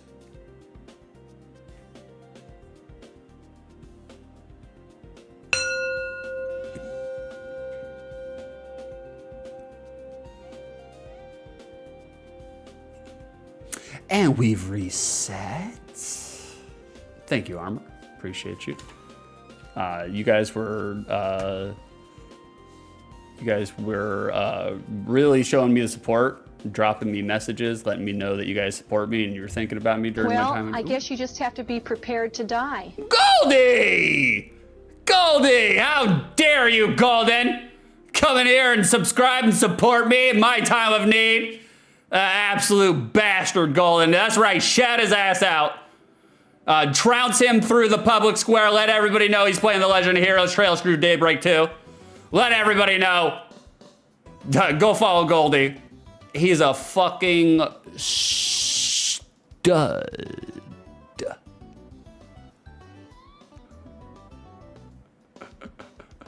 All right, we got ourselves some redeem. Thank you, Goldie. I do appreciate you. Like I make it seem like I don't, but I do. Goldie, look, this is how I express that I missed you. I know. By giving me money. Thank you for the money. We'll take all the money, boys. We are officially out of the business, by the way. Officially out of the business. I sold the business, and then I had to wait 3 months for the payment holdover. Well, we received the payment holdover post-business last Friday. So we're done. We are no longer a business owner. I don't have to fucking talk to anybody. I got less money than I thought I would, but that's fine. I was ready to get out of the business with no money. So the fact that I was getting any money, that's fucking gravy. Got some bonus brown gravy.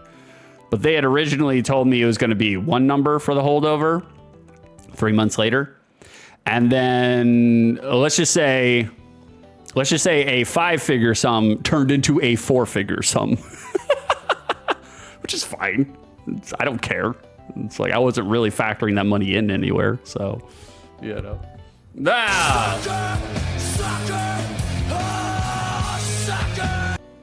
Thank you for the 46 bits, Carrison. Still gravy. That's right. That's what I'm saying. It's like, look, that's a handful of rent payments. I'll take it. I'll take it. We're unemployed now.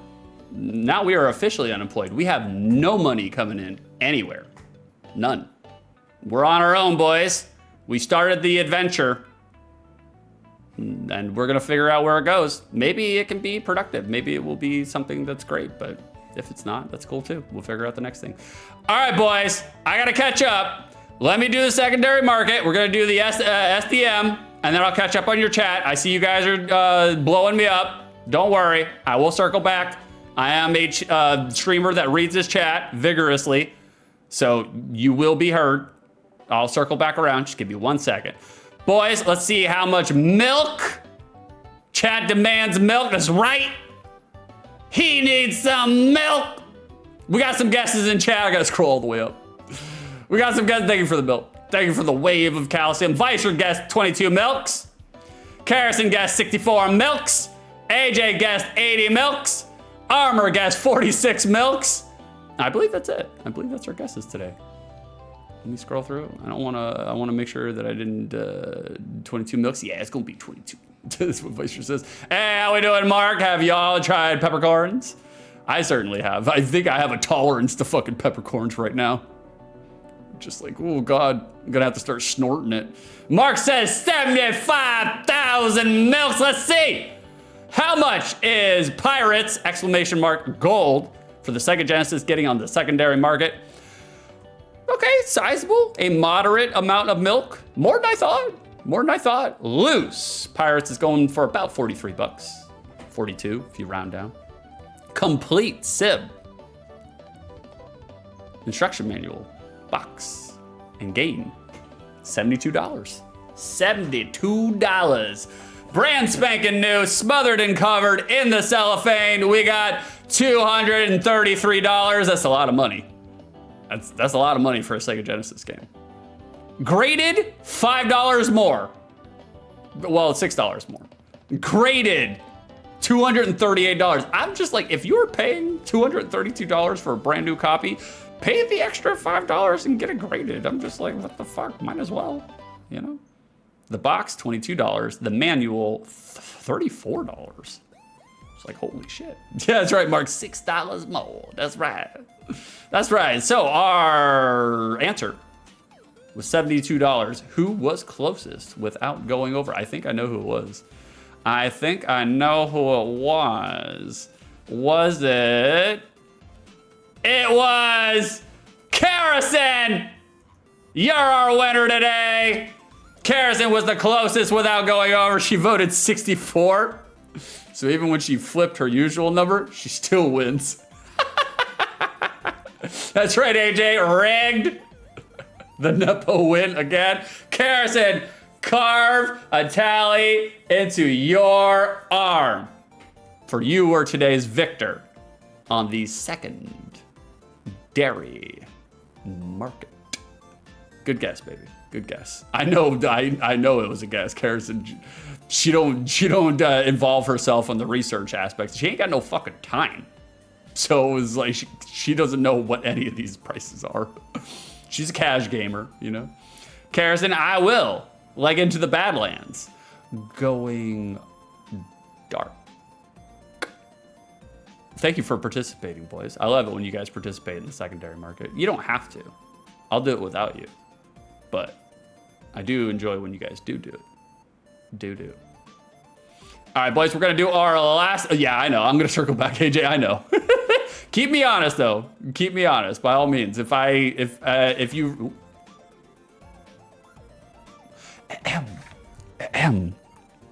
Syncretism. Noun, the amalgamation of different religions, cultures, or schools of thought, combining different beliefs into one Megazord kaiju belief. Syncretism. Thank you for redeeming the vocab machine, Carrison. We appreciate you. But yeah, by all means, AJ, don't feel skittish about like if I go too long with a redeem, corral me back. I don't get offended if people are just like, "Six, you fuck." I spent my channel points. Redeem me. By all means, like it won't bother me. Like I don't take offense to that. Like I will circle back to AJ 6. You fuck. I spent my channel points redeeming. You fuck. I will circle back. I'm gonna circle back. I'm just gonna do the Peppercorn Casino, and then I'm gonna catch up on chat. And then I'm going to do commercial. I'm going to take a comfort break, as Mark likes to say. I'm going to take a comfort break. I got enough. Boys, what's the best nation in the world? It's not the United States. It's urination. And then we're going to play this goddamn game. And then I'll close the stream. And then we're off to the next one. All right. Well, thank you for participating in the SDM, boys. It's time to switch over. We got one more audience participation segment to go, and that's the Peppercorn Casino, and that is right now.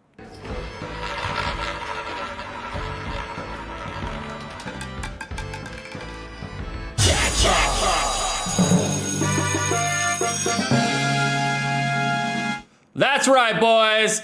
Carrison has opened the Peppercorn Casino. If you think that I will think that Pirates Gold is a good game, then vote good. If you think that I will think that Pirates Gold is a bad game, then vote bad. If you think it's mid, or if you think that I will think that it's mid, vote mid. It's right there. We put that option there for you boys, just in case. Belly up to the bar, boys. Cashed your bets. Win channel points, which are peppercorns here on the channel. Win channel points by gambling your channel points. You don't have to gamble 10. You can throw them all in there. Just a giant pile. You guys ever bathe naked in a pool of peppercorns? I recommend it. I recommend it. It's good for what ails you. Gets rid of your, what is it? Seborrheic dermatitis? I'm not saying, I'm just saying. So there it is, boys.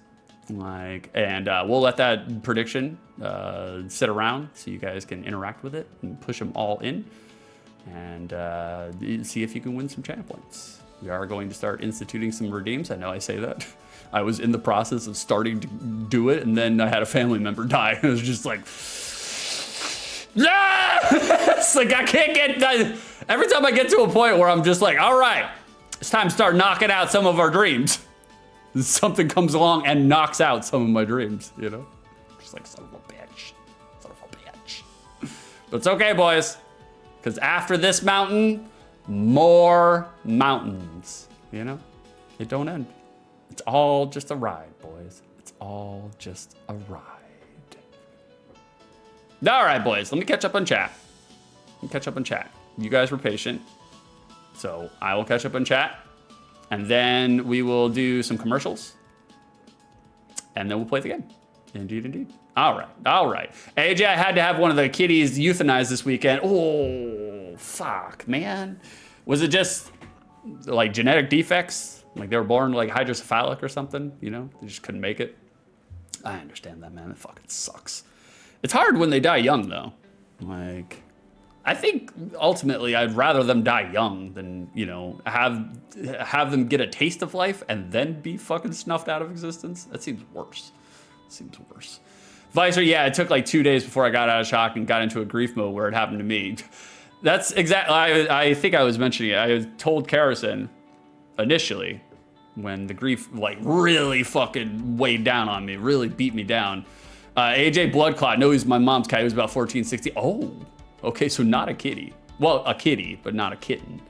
Like, whew, that's a little rough then. Okay, that's definitely rough. Like, it happening to a young kitten, you can kind of overlook it because they're just like, all right, you've only been on the earth for a month. We don't have a whole bunch of established memories with you, but 14 to 16 years, yeah, you definitely got some established memories. Oof. I recommend eating the corpse. That way it stays with you forever, you know? But I had told Karrison to like, basically, you know, once the grief really hit, because like I said, there was like a lag, probably because I was maybe under the scriptures, allegedly. And she had told me, she was just like, are you feeling okay? How do you feel about it? I'm like, oh, I'm okay with it. I made my peace with it. And then like we were standing in the kitchen and just like, I had said like, it just dawned on me in that moment. I was just like, I'm not gonna be able to say goodbye to him. And just, that's when the dam broke. And then for like 4 or 5 days straight, just nonstop crying. Like just out of nowhere, nonstop crying. I was trauma binging, trauma dosing, using the Marvel movies as therapy. I don't even really like Marvel movies. But I was just like, all right, we're fucking useless. And we're laying in this bed, stone. Might as well watch some fucking Marvel movies, catch up on all the Marvel movies I haven't seen. It's like, I think the last one I saw was Endgame. I hadn't seen any of the new ones. Guys, the new Marvel movies are not great. They're not great. They need to stop making them. It's all, and it could just be because of the fact that I was grieving, but they all kind of blurred into each other. So, Guardians of the Galaxy 3 was good. That was good. AJ, chemo 100% made my dad worse. It just fucked his body more and made him miserable. Didn't get any noticeable lifespan extension from it. That's what my father was saying about his husband dying. It seemed like he wasn't in the greatest of health before the cancer diagnosis and all that stuff. But it seemed like once they put him on Keytruda, it just seemed like it destroyed him. You know, it seemed like it fucked up his lungs. And again, you know, he was a heavy smoker for 60 years. So it's like, is it really the chemo drugs, you know? So, but my father just swears up and down that, you know, he would, if he hadn't done the chemo, maybe he would have had a significant quality of life. And it's funny because my father, I mean, it's not funny, but my father told me that he went to get a physical the other day and they did a CAT scan or they did a x-ray on his lungs. He's got nodules on his lungs, which is no surprise. My father came out of the womb with a lit cigarette. So it's like, okay, all the chickens are coming home to roost. But my father point blank said, he's like, I will not do treatment. He's like, I will not do it. He's like, I don't care how bad the cancer gets. And he's like, I don't care if it fucking kills me. He's like, I'm not doing treatment. He's like, I won't do what Don did. And it's hard to argue against it, you know, especially if you're on the front lines and you see that, and it's rough. It's rough, you know. Yeah, Vicer's right. There's no harm in holding on hope and trying at least. I mean, and that's everybody's, you know, that's everybody's decision to make. Like, I mean, there's arguments for both sides. It's like you can go through the chemo, the radiation, and maybe it zonks all that shit out, and maybe you get an extra 7 years where you're not in pain. And there's, you know, the same argument where it's like, if your quality of life is you shitting in a bed for a year straight, is that really living? You know? I don't know.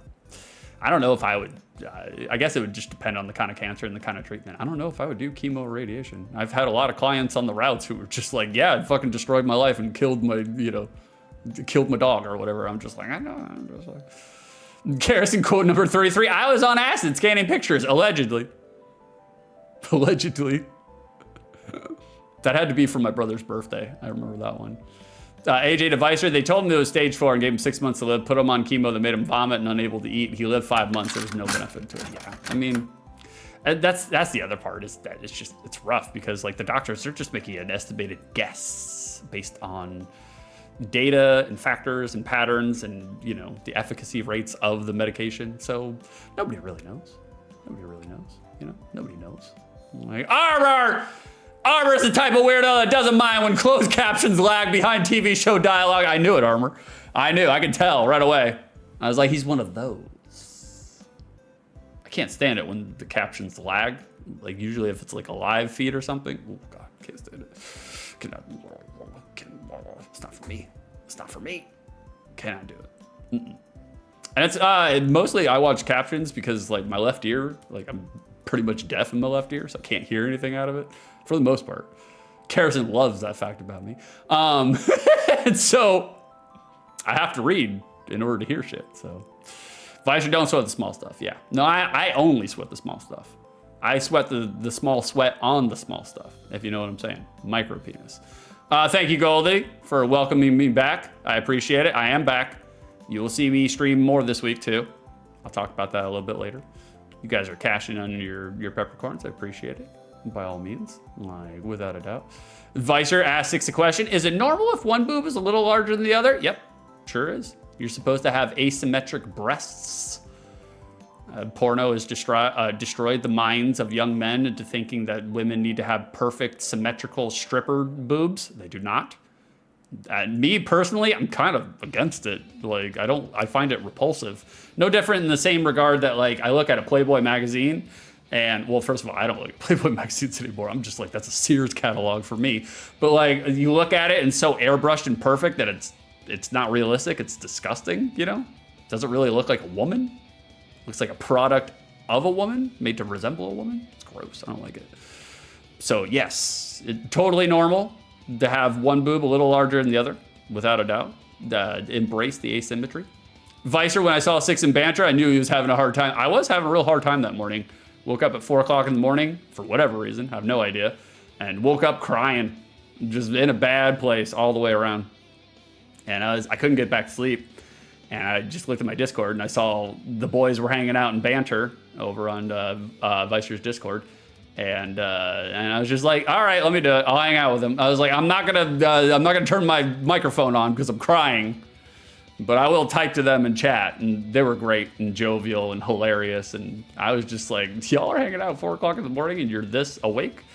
And then as soon as I started hanging out, Vicer and Vinci left. And I was like, bastards! Bastards! There's just me and York, you know? They were like, come hang out with us at Banter. I'm in there for Banter, 5 minutes, they leave. They abandoned me in my time of need. I'm just joking. I'm not right. I mean, I'm not serious. I mean, I'm not right either, you know, but without a doubt. All right, I think we've checked up. Mark, also, I don't know what game we're talking about. We are talking about. Nope, not that. Nope, I did it again. We'll do it as many times as we can. We are talking about Pirates. There's a Pirates game somewhere here.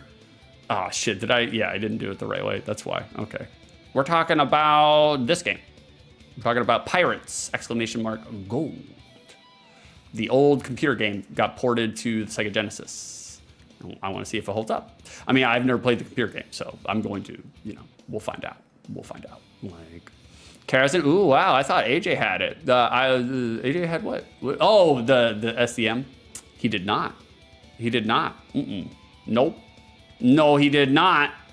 We were on this one? Yeah. There we go. Bada bing. Come out of there. Vicer, that's a fucking Wordle word. Can't believe York plays Wordle. It's so weird to me. So weird.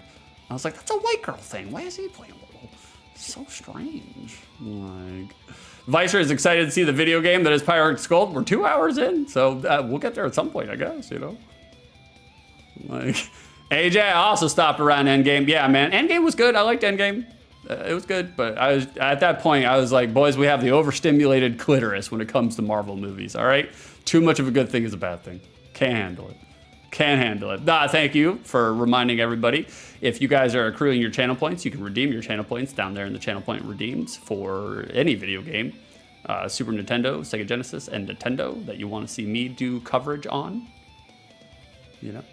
And that is the list of ones that are already redeemed. So, so I don't have to sit here and scold you for redeeming one that's already been redeemed. AJ, I was trying to watch Friday the 13th on Amazon Video, and the actual audio kept desyncing. It was driving me mad. Ooh, I can't handle it desyncing either. That's not good. No, especially audio stuff. I'm a little bit of an audiophile. Sound is very important to me, and to have the tracking, the audio tracking, be like half a step like ahead or behind. Making it sound like a Godzilla movie? No. Can't do dubbing for the exact same reason. It's not for me. Not for me. Carrison, I actually forgot about it. I forget about it a lot. Well, forget about what? What? Playboy? Asymmetrical boobs? Pirates? Grieving? Dying? Scriptures? This is Carrison's favorite part is when I read something 20 minutes later and have no idea what it connects to, and I just make my own connection to it. Jack, I read Playboy, but just for the naked pictures. I have returned from lunch and scaffolding removal. Hey, Jack, what's going on with your roof? Are you guys getting a tan over there? In sunny England? Me and Carrison, we immediately, started ribbing the shit out of Jack about his roof. Me and Carrison, we turned to each other and we were like, are we supposed to be talking about this publicly? Well, I was like, I don't know, but he gave us the ammunition. So immediately it's time to start making jokes. Charles, hey, let's not bring Godzilla into this. He did nothing. Well, no, I know. Sega Nintendo, that's right. Right? Carrison, Jack's tan is better than ours right now. That's true. I used to have a golden summer caramel tan. Woof, I'm pale as fuck now, boys. Like, I'll go outside if I have to, go out on a date with Carrison, but other than that, I'm just like, I don't need to be outside. Been out there for 10 years. I know what it's like. I'm not interested, Playboy used to have really good, solid writing. I know it's the stereotype to be like, I read Playboy for the articles. I actually used to read Playboy for the articles. It's not so much anymore because, writing itself it's a dead art for the most part. Let me rephrase. Writing is a dead art for people who are not writing. Like, there still is a subset circle of writers who will jerk themselves off over the fact that it's good writing, but, for the most part, kind of a dying medium. But back in the heyday, I don't know, 10 years ago, 15 years ago, if you were a writer and you got published in Playboy, that was a really big fucking deal. I sent many manuscripts to Playboy wanting to get published. Got rejected every time. But it was a higher level tier publishing. So, you just punch up. You shoot for it, but you don't expect to actually get it, And so, AJ, Carrison, can I see the OTL games list? I don't know the command. Well, thank you, Carrison, for being in the pinch. Love it. Love it. AJ, we got to redeem. We got a redeem. We got Thunder Force 3. Bada bing for the Sega Genesis. Thunder Force 3. I can't remember. I feel like I've done Thunder Force. I did a Thunder Force. How many Thunder Forces are there for the Sega Genesis? Do they have all? I think it's like 4, right? Do they have all 4 on the Sega Genesis? No, that doesn't make sense. That doesn't make sense. You're in there, buddy. You're in there, unless I go back and I'm like, no, we already played that game. I know I played a Thunder Force for the Sega Genesis. I don't know which one I did, though. Carrison, add quote. I'll go outside if I have to. It's true. If I have to. Carrison was like, well, I haven't asked you out on like an outside date because I know you don't like being outside. And I was like, if it's for fun reasons, I'll go outside and hang outside, you know, like it's fine. You get hot, you get sweaty, you come home, take a shower, life goes on. I just didn't like having to fucking work in it, you know, being forced to work in it 5 days a week, 51 weeks out of the year, you know. Now I'm just like, I'm enjoying my inside time, you know, but I still will go outside and do outdoor festivities, you know. Like, AJ, I think the Force 4 were on the Genesis before it was also on the Saturn? Oh, okay. All right. We got you. We'll do it. By all means, brother.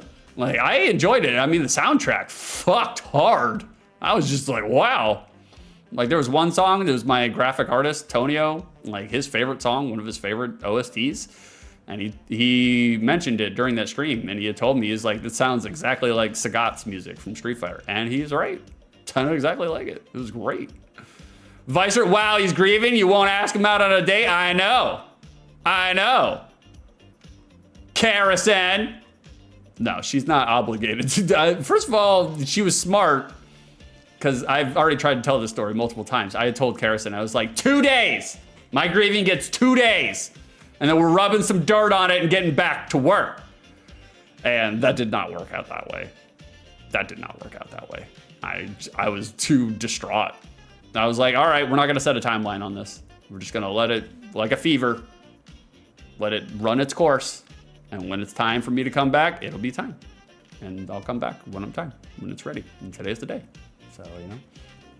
And Carrison was on call for, you know, and Carrison hates being on call, which I understand. I would not be happy. I mean, I wasn't happy running a business. I was on call all the time.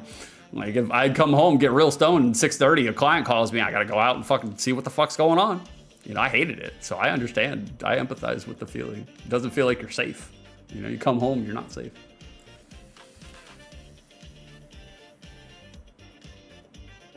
So, you know. Boys, I know I'm doing a lot of procrastinating, but like, it's a morning stream. I don't really have to hurry up for anybody, so it's fine. Like, Carrison, quote number 20, if you fuck with sound, you are bedtime for bozos. Don't remember saying that. Sounds like me, though. Jack, a lot of name writers used to get in Playboy. You are correct. Like, look, I mean, it was a way in which to basically springboard your career if you were a writer. Because a lot of writers and agents were reading Playboy at the time. Not so much anymore, but at the time. And if they saw your work, they would reach out to you. So Playboy was, and also Playboy paid good money for writing. So it was just like, everybody wanted to fucking get into Playboy. Like, Carrison to Vicer, it felt wrong to take him to a pottery class right now, but the offer stands. I mean, I'd go to a pottery class. I have many pelts under my belt. You were telling me about your one friend the other day about how he got into a lot of different hobbies. Pottery was one of mine. I got into it for a solid 3 months, and then I was like, I've had enough. So, I mean, I'd do pottery. It's fine. Carrison, I painted for him and gave him a free fluid art course. Does that count as a date? It definitely does. I was a little splidoinkled on scriptures at the time, so I don't know if I could necessarily appreciate it as much as I mean, I did appreciate it. I was enraptured when I was watching you do it, so. AJ, there's no Thunder Force games on either list, so I redeemed my favorite one. If it turns out you've done 3, then change my redeem to any of the other games in the series. Not a problem, brother. We got you. Thank you. Like, thank you for the redeem, AJ. I am going to circle around to small victories in 1 second. I'm saving that for the end. I'm going to use that as a segue. Carrison, can you spell that? Spledoinkle. Spledoinkled. Spledoinkled. There you go. Bring in all the vocab. All right, we got one last redeem. AJ wanted small victories.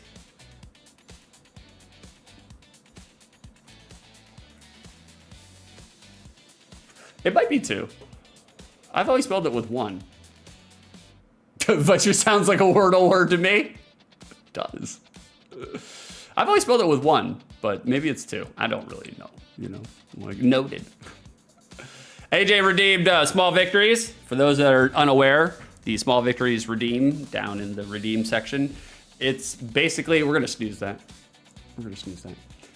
It's basically just a gratitude because despite everything that's going on with your day-to-day life, especially if you struggle with depression, I struggle with depression, like everything that's going on in your day-to-day life, there are always small victories within that day-to-day life and every single day.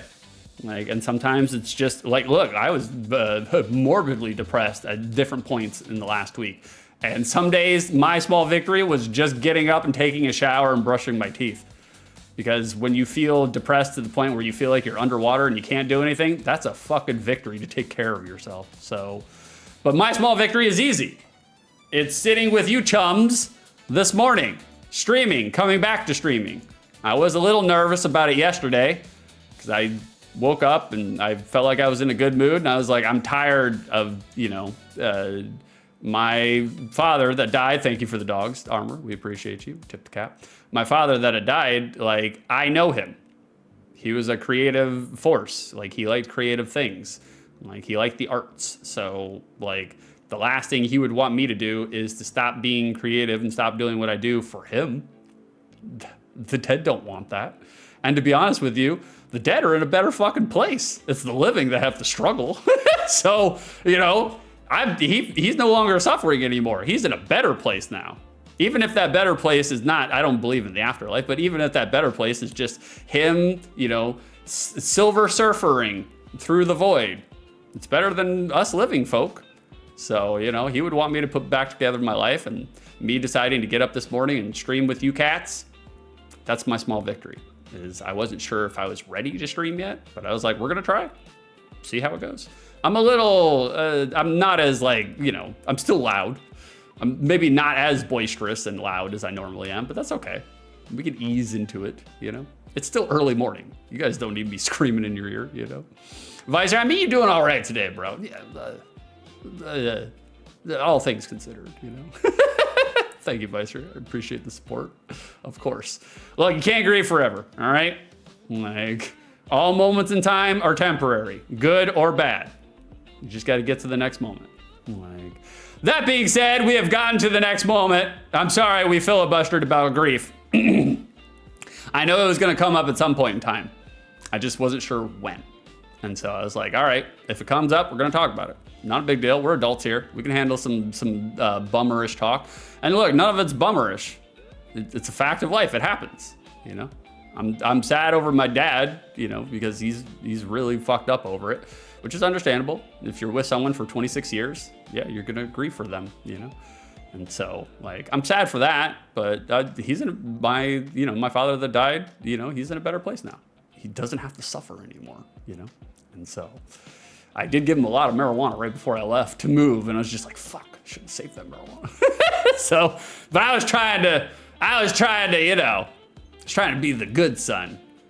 Give him like a half pound of weed. AJ, it's better to talk about this shit than not to talk. You are correct, brother. Like, look, depression and anxiety and bad feelings, they all get a room inside your house. If you try to kick them out of the house, they will set fire to the fucking house. So give them a room, let them come into the kitchen, let them bitch, say what they gotta say, and then be like, all right, I'll make you pancakes and I'll bring it back to your room later. We got other stuff we gotta do. So just acknowledge that they're there, and they will tire themselves out eventually, So just take it all with a grain of salt. That's all you gotta do. But bada bing, boys. All right, I've filibustered enough. You've had enough. Let me pause this. We gotta crank up the audio here. There's a part of me that kind of forgets how to stream. We're figuring it out on the fly. Carrison, am I the thoughts? You gave me pancakes in the other room today. I did. I gave you pancakes, one, because I wanted to mix it up, because I was just like, I feel like she's probably getting tired of bagels all the time. And two, I only had one half of an everything bagel, and I was like, I'm getting that fucker, that's mine. So I was like, I'll give her some pancakes. and a banana and a tangerine. And it seemed like that was enough for you. So like, I also just wanted to mix it up. I feel like you probably get tired of fucking bagels all the time. All right, boys, I got some commercials for you. I do have some commercials. Let's see. Let's crank this up. All right, the volume is cranked up. That's good. We're snoozing that ad. We're snoozing that ad too. Like, fuck it. I don't care. We're snoozing all the ads today. Okay. There we go. Drop that out. All right. We figured it out. Do this. And we're going to come over here and do this. We have a Pirates Gold board game commercial from Retro Toys and Cartoons. It has nothing to do with the actual game that we're going to play. It just came into the search. Good voice actor on this pirate, though. You can set sail with Pirates Gold, the high seas adventure game. Where you unleash magnetic force to raise treasure from the deep. That's me, Gold, you bottom-dwelling sea dog. Reach port with a loop. The cartoon animated is kind of scary, too. New Pirates Gold from Good Gold. voice actor. That guy definitely struck me as a pirate. I was like, he sounds like a pirate. Sounds like a pirate. All right, we got Sid Meier's Pirate Gold Plus trailer. This is a trailer to the game that we are going to be playing. Let's check it out. It's not the Sega Genesis one, but...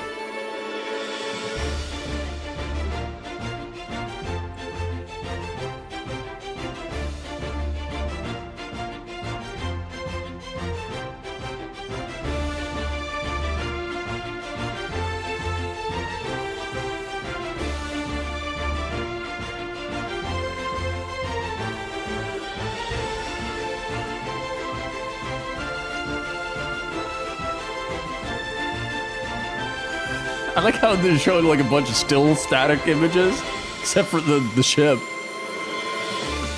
All right, there we go. We got some fighting in there and some cleavage. Okay, now we're talking.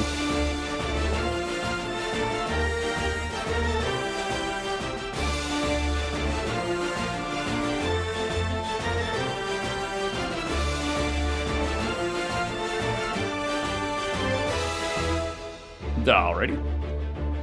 So that's that. And then we got one more. This is a trailer to the 2004 remake. They remade this game. And boys, I gotta take a piss, so I'll be right back. And I'm gonna play it before I leave. I just paused it so I don't talk all over it. All right, boys, I'm gonna take a cover break. Minute and 45 seconds. I'll be right back, and then we'll start this actual fucking game. All right, you ready? Here we go. Okay, sorry. Good. Don't look at her.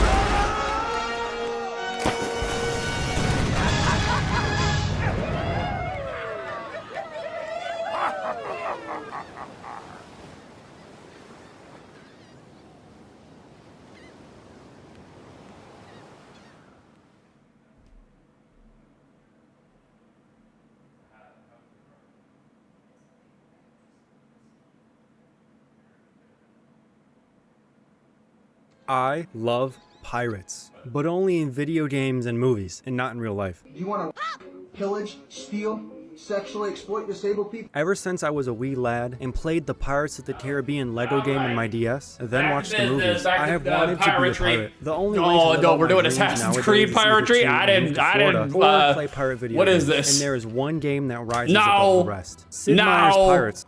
no, we don't need this. We don't need any of that. AJ, I got my father this one for his birthday in 2004, 2005. His review, it's a great game except for all the damn dancing. That's hilarious. That's super funny. A lot of dancing, huh? Got a lot of dancing in this pirate game. Like, all right, boys, it's time. You've had enough. Let's play the actual goddamn video game, okay? Let's do it. Oh, let me turn this down. That way I don't deafen all you guys when we come back. There we go. All right, bring that up. All right, just like always, boys, if there is an intro, we're gonna watch it. I'm gonna shut up and watch it. If you need me to turn up the volume, just let me know. Like, I was fiddling with it. It's 38, which is usually louder than I normally have it, but if you guys need to turn it up for whatever reason, if you want to hear this jaunty sea ditty, you know.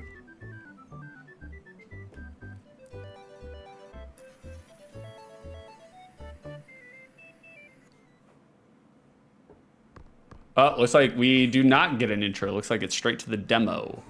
Straight to the demo. All right, let's get in there, boys. Welcome to Pirates Gold. Return with us to the golden age of buccaneering on the Spanish Main. Vice. Wow, this looks awesome. I agree. Command a famous expedition, fight a duel, view the Hall of Fame. Well, we're gonna start a new career.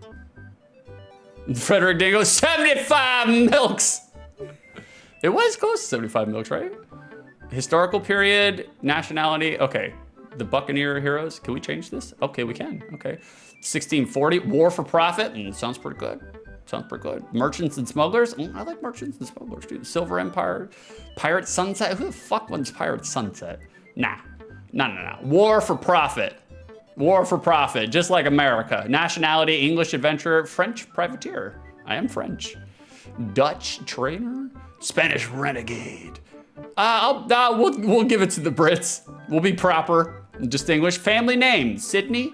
Oh, we can make our own family name? Okay. Oh, this is gonna be a pain in the ass.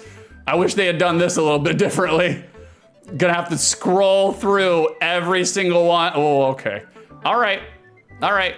That's fine. We'll make it happen. Hopefully I can fit it in here. I don't know if I can though. Porny. That's my family name. I don't know if you guys knew.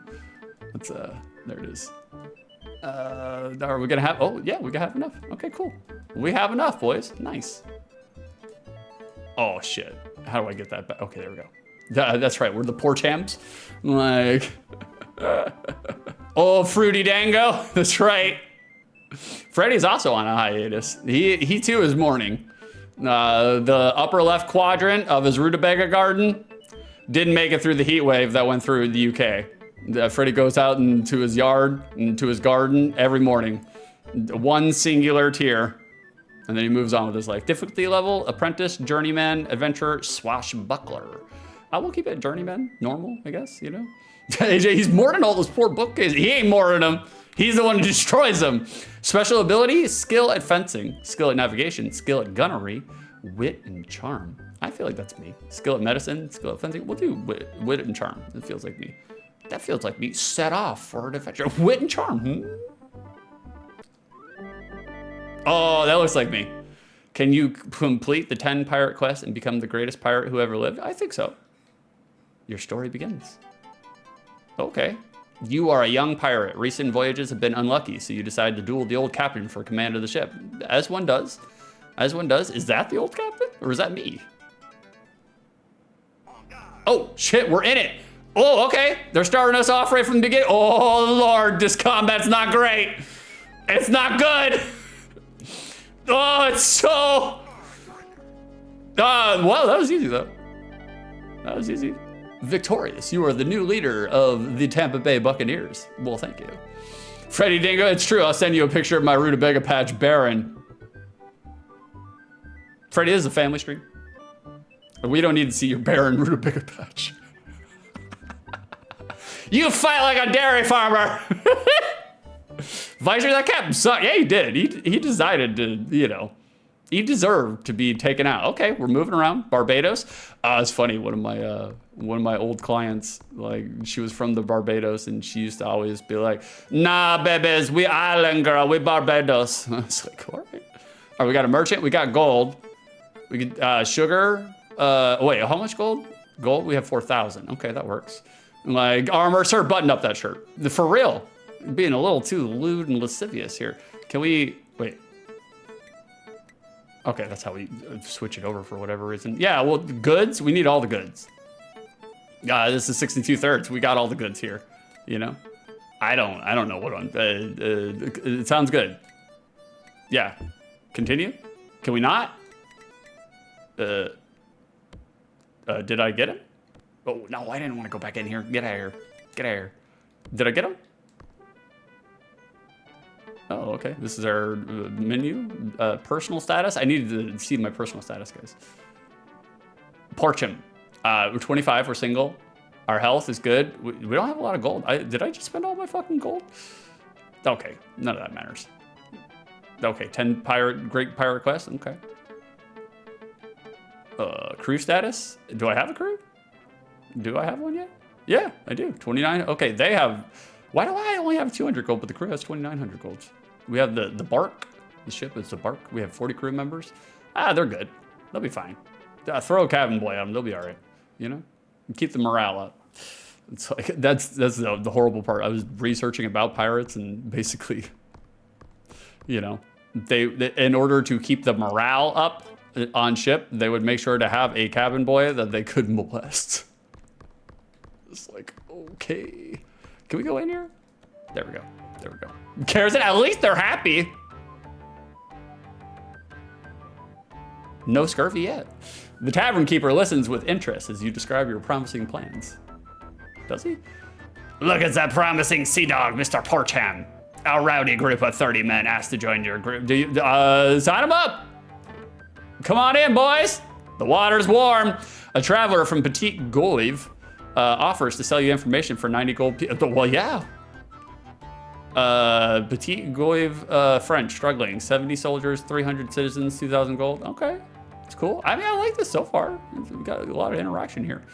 England is at war with Spain. Of course, it sounds like England. Holland allies with England. Okay. Malaria strikes San Juan. Goldie, so that's where the phrase "bring me a booty" comes from.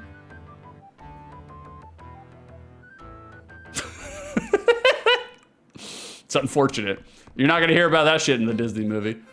Are you sure you want to divide the plunder? I guess. Yeah. The plunder is counted and divided. Each crew member's share comes to 30 gold pieces. The crew feels angry. Well, fuck y'all! I didn't have to divide shit! Get your own fucking plunder. As journeyman captain of the party, you receive 4 officers' portions, totaling 200 gold pieces. Okay. The crew swaggers off to squander their whole hard-won gold. Do you plan another expedition? Retire? We're retiring, boys. Hold on. Hold on. I want to see this real quick. Let's just save state, just to fuck around. What happens if we retire from the beginning of the game? You sure you want to end the game? Yep.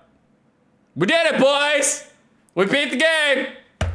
All right. Good OTL. All right, guys. We had a good stream. It was wonderful. Thanks for hanging out with me today. Like, can we get a raid target? We beat the game. We beat the game. You failed to achieve a rank, making you an undistinguished member of your community. I feel like Frederick Dango is talking to me right now. Don't you 555 come on now. Like, Vicer, hold on, I came in late. Can you start this OTL over? All right. I think we can do that. From the top, boys, one more time with feeling. You accumulated 480 gold pieces during your career, making you a penniless poppy. Well, I'm not penniless. I got gold. Your exploits in the high seas give you a reputation as a cautious captain. Yeah, I never fucking got out of the dock. You retired at the age of 25. It's a good time to retire. You were unable to find a bride. In the course of your travels, you have become a contented man. Okay, this doesn't sound like a bad ending, really. Like, you completed none of the pirate, none of them. Not a single one. Maidenless, that's me. Not actually. She's in there, but you know what you got the Elden Ring reference. Your seafaring adventures have made you a rogue in Barbados, where you lie and cheat just to survive. Sounds about right. The lure of the sea is strong, and you may still have a few years. Will you remain in retirement? No, I'm remaining in retirement. Yep, there we are. We got it, boys. We got it. We got the high score. 0. All right, boys, you like it? I'm showing you the ending.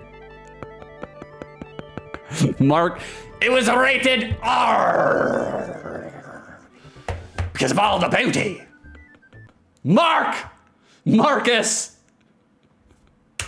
Frederick beat me there, but yeah, I'm awarding you the door. Well, Ben Franklin closes his eyes disapprovingly. Hell yeah, we got the pirate voice. It came out naturally. All right, enough fucking around. Let's actually play the game. There we go. We're back. That's right. The giant door. Armor. Oh, this is still Sid Meier. Yeah, this is still Sid Meier's Pirates. It's just an enhanced port. We'll plan another expedition. News of your expedition spreads among the island. Small groups of hardy men return to join your band. Of course. August 1640. Oh, shit. Time lapsed? Okay. We went 3 months into the future. Oh. My dear Mr. Portham, we are allied with the Dutch. We are at war with the Spanish. I charge you to seek out and destroy our enemy ships in town. This is how I think of Jack, Frederick, and Rob when they're not on stream. This is how I imagine them just hanging around the house. Can you guys confirm?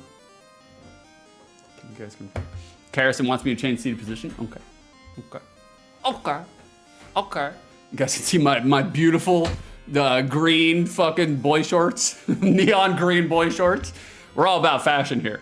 Vicer say something nice about Thomas Edison. I will not. Thomas Edison's a piece of shit. Fuck him and the horse he rode in on. The one thing I will say nice about Thomas Edison is a continuing example of how we need to look a little bit more in-depthly on American history. Because it's full of lies. All of it. I mean, it makes sense. You have a country that's only been around for 300 years. We're still part of the propaganda machine, you know? Okay. We can't go in there. All right, let's go. Let's chart a course here, boys. I like how, small detail, I like how the ship, you know, is rising and sinking based on the altitude horizon when you're walking. I think that's kind of cool, actually.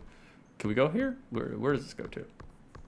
Out to the dock. Jack, I love you guys. I love you too, Jack. Without a doubt. Like, I would say it's unconditional, but it's very conditional. Hey, Jay. They all get dressed like that to go to the local pub together. I agree. Jack especially. I know Jack has a powdered wig. You could tell. Jack, yeah, gotta set down the rules of the level.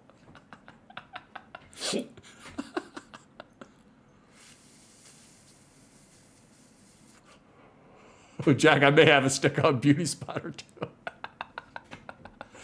The lookout reports a sail on the horizon. We're in English waters, the master reminds you. Shall we investigate? Aren't we English? Are we the baddies? We'll investigate. She looks like a cargo flute. Captain, shall we investigate? We're investigating. She's flying English colors, Captain, shall we? Jesus Christ! Well, we're Brits, so we hail Britannia. Thank you for the extra large door. England's at war. We already know this. Malaria strikes Santiago. New gold mine Porto Principe. Malaria is everywhere right now. New gold mine. Malaria strikes malaria is the only winner. Oh, listen to that music, boys. Frederick, the wig would be a welcome addition to story. I agree. Jack, write this down. Jack, put a powdered wig. Put a powdered wig on your avatar, please. I will be so happy with it. All right, can we just crash right into here? Oh, they got some sound sampling. We're in French waters. Investigate. Looks like a bark, Captain. Shall we investigate? Close for battle! It's time to fight our own kind. Wait, can we crash right into it? Yes, we can. The two ships crash together. Through the smoke, you spot the enemy captain approaching. Uh-oh. Dramatic battle. Which weapon will you use? The rapier. Of course. En garde. Oh. Stab. Parry. Parry. Thrust. Thrust. Good. Oh, shit. We're backing up. He's tabbing us good. Oh, he's jigging us. Oh, it hurts. I can't tell. Do we have a life bar? Just keep jigging. Keep jigging. Yeah, we do have a life bar. Okay. Ah, we're fine. Poor Cham. Ah, we're taking this. We're taking this for England. No mercy. No quarter. Bits goal. You're right, Jack. That's how you do it. That's how you do it. Smart. Business. Business. Captain, we've captured a 6-gun bark of 60 tons. We have space for 41 tons in the hold. Shall we caper? Chat, what do you guys want? Yesing a prize crew or no, plunder and sink her? Whoever says it first, that's what we're going with. I'm just gonna catch up in chat. AJ can't hear, you're much louder than the game. All right. Let me turn it up for AJ. It is kind of a low game, like the audio is not like super loud. All right, I turned it up for AJ. Karrison, be my soundboard. Let me know if it's too loud now. Coffee is for closing. Prize crew, plunder, sink. Jack, you call yourself a salesman? You son of a bitch. Always be coffee. All right, prize crew. Prize crew it is. Vicer chose prize crew. Well, I think he chose all the options, but 1840 gold pieces plundered. Okay, we have to leave behind some of this shit. We have 101 tons of space. Food. Damn, 3 tons of food? Well, we're taking all of this shit. Come on now. All of it. It's mine now. Thank you. Jack, sorry, I lost myself for a moment there. It's okay, Jack. I didn't want to get off the island. Can we? Oh, we can move around? Oh, that's interesting. We are moving very, very slow. That's right. That's right, Frederick. Get his ass. He swore. I've only heard Freddy say curse words like 2 times, and every time he says it, it feels wrong, you know? I'm just like, Dad cursed. Dad cursed in front of us. I can't believe it. AJ, you're allied with the Dutch. Wow. You can dig up buried treasure and also assault towns. Ooh, we're assaulting towns on foot then. Hell yeah. You have arrived at the lovely seaside town of Martinique. One fort guards the harbor entrance. The French flag flies over the town. Game audio sounds good. Thank you, baby. I appreciate you, without a doubt. Well, I'm not sneaking into shit. We're attacking the town. Your men scale the walls of the fort. The fort's commander attacks you. Well, sneak in. Stab. Oh shit, he's got 85. We're dead, boys. We're fucked. I mean, we could stay back like very, very far and maybe needle him to death, but I don't think we're gonna win this one. I think we got a little too big for our britches. A little too big for our britches. So, yeah, we're done. Sneak in! Inside a horse! He's French! Like me. Your men flee in panic as the tide of battle turns against them. You bravely fought on and are wounded. You are imprisoned in Martinique. You await your fate. I do. Oh, Han. Oh, shit. How long are we going to be in here? Months passed. Fortunately, you are still young and healthy. Well, that's good. Your former comrades trade you for a nobleman they have captured. They agreed to take you back as an apprentice captain. Okay, we're doing good. See, boys, it all turned out well. Time to swab the deck. So far, I really kind of actually like this game. Like, I mean, there's a lot to do. A lot of variants, you know. We're in French waters. Shall we investigate? Yeah, we'll investigate. Pinnacle, Captain. French, we're not gonna fuck with the French. Just, you guys got any news? What's the news? Oh, France is at war with England. Uh-oh. Uh-oh. Britannia's, how do you guys feel about that? Pirates plunder Florida Keys. Not much to plunder. Karrison, can you say all the piratisms you know, but only while fighting? I don't, right off the top of my head, I'm trying to think of pirate aphorisms. Land ho. Yeah, I can't think of any right off the top of my head. I'm too tired for this. I have 5 hours sleep. We'll continue our voyage. Shiver me timbers. Like, of course, shiver me timbers, without a doubt. Vicer, I play this game. Looks fine. The random battles are kind of fucking annoying me right now because I'm just like, I just want to sail to this little town here. Land ho. The lovely seaside town of Montserrat. The English flag flies. Okay, there are people. So let's sail into town. Let's see what we got going here. It looks exactly like Barbados. Okay. So we have a town hub, basically. We got no gold. That's not good. All right, never mind. We ain't buying for a Nintendo game. It's neat looking. I do like in terms of like computer port. I am kind of impressed. It's better than I thought it would be. The tavern keeper listens with interest as you describe your bold capture of a Dutch bark. Look, it's that promising sea dog, Mr. Portram. A rowdy group of 24 men asked to join your. Yeah, we'll take him on. A traveler from Santo Domingo offers to sell you information. I don't have enough money, brother. I'm broke as shit.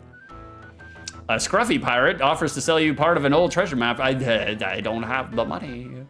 I would have taken it, but I don't have the golds. I don't have the booties. Freddy, have you seen the mizzen mast? It's mizzen. Divide the plunder. I don't have any plunder. I'll divide it. Nah, Carson, thank you for the plunder. Thank you for 146 bits. I will divide this plunder amongst my shipmates. They're gonna, you see what I'm doing right now? I'm dividing 0. I'm like, there you guys go. Line up for your portion of 0. But I received 2 officers' portions of 0. We're gonna do another expedition. Yeah, small groups and return to join. Okay, whatever. I don't know what this is. Just a time lapse. Can we go in here? Oh, okay. My dear Mr. Portram, we are allied with the, okay, I charge you to seek out and destroy our enemies' ships in town. Okay. In recognition of your service to the English clown, I confer upon you the title of ensign. Okay, nice. They even animated it a little bit. Obviously, this is just like holdovers from all the DOS animations and shit, but I do like it. Oh, looking fabulous. I have news of your long-lost sister, the governor says. The evil Spaniard, Admiral Mendoza, knows your sister's whereabouts. I didn't know I had a sister. He was last seen in the city of Puerto Bello. Oh, there she is, boys. There she is. AJ, a pirate walks into a bar with a full steering column sticking out of his pants, sits down at the bar and orders himself a rum. The bartender can't contain his curiosity and asks about the steering column. The pirate replies, "Arr, it's driving me nuts."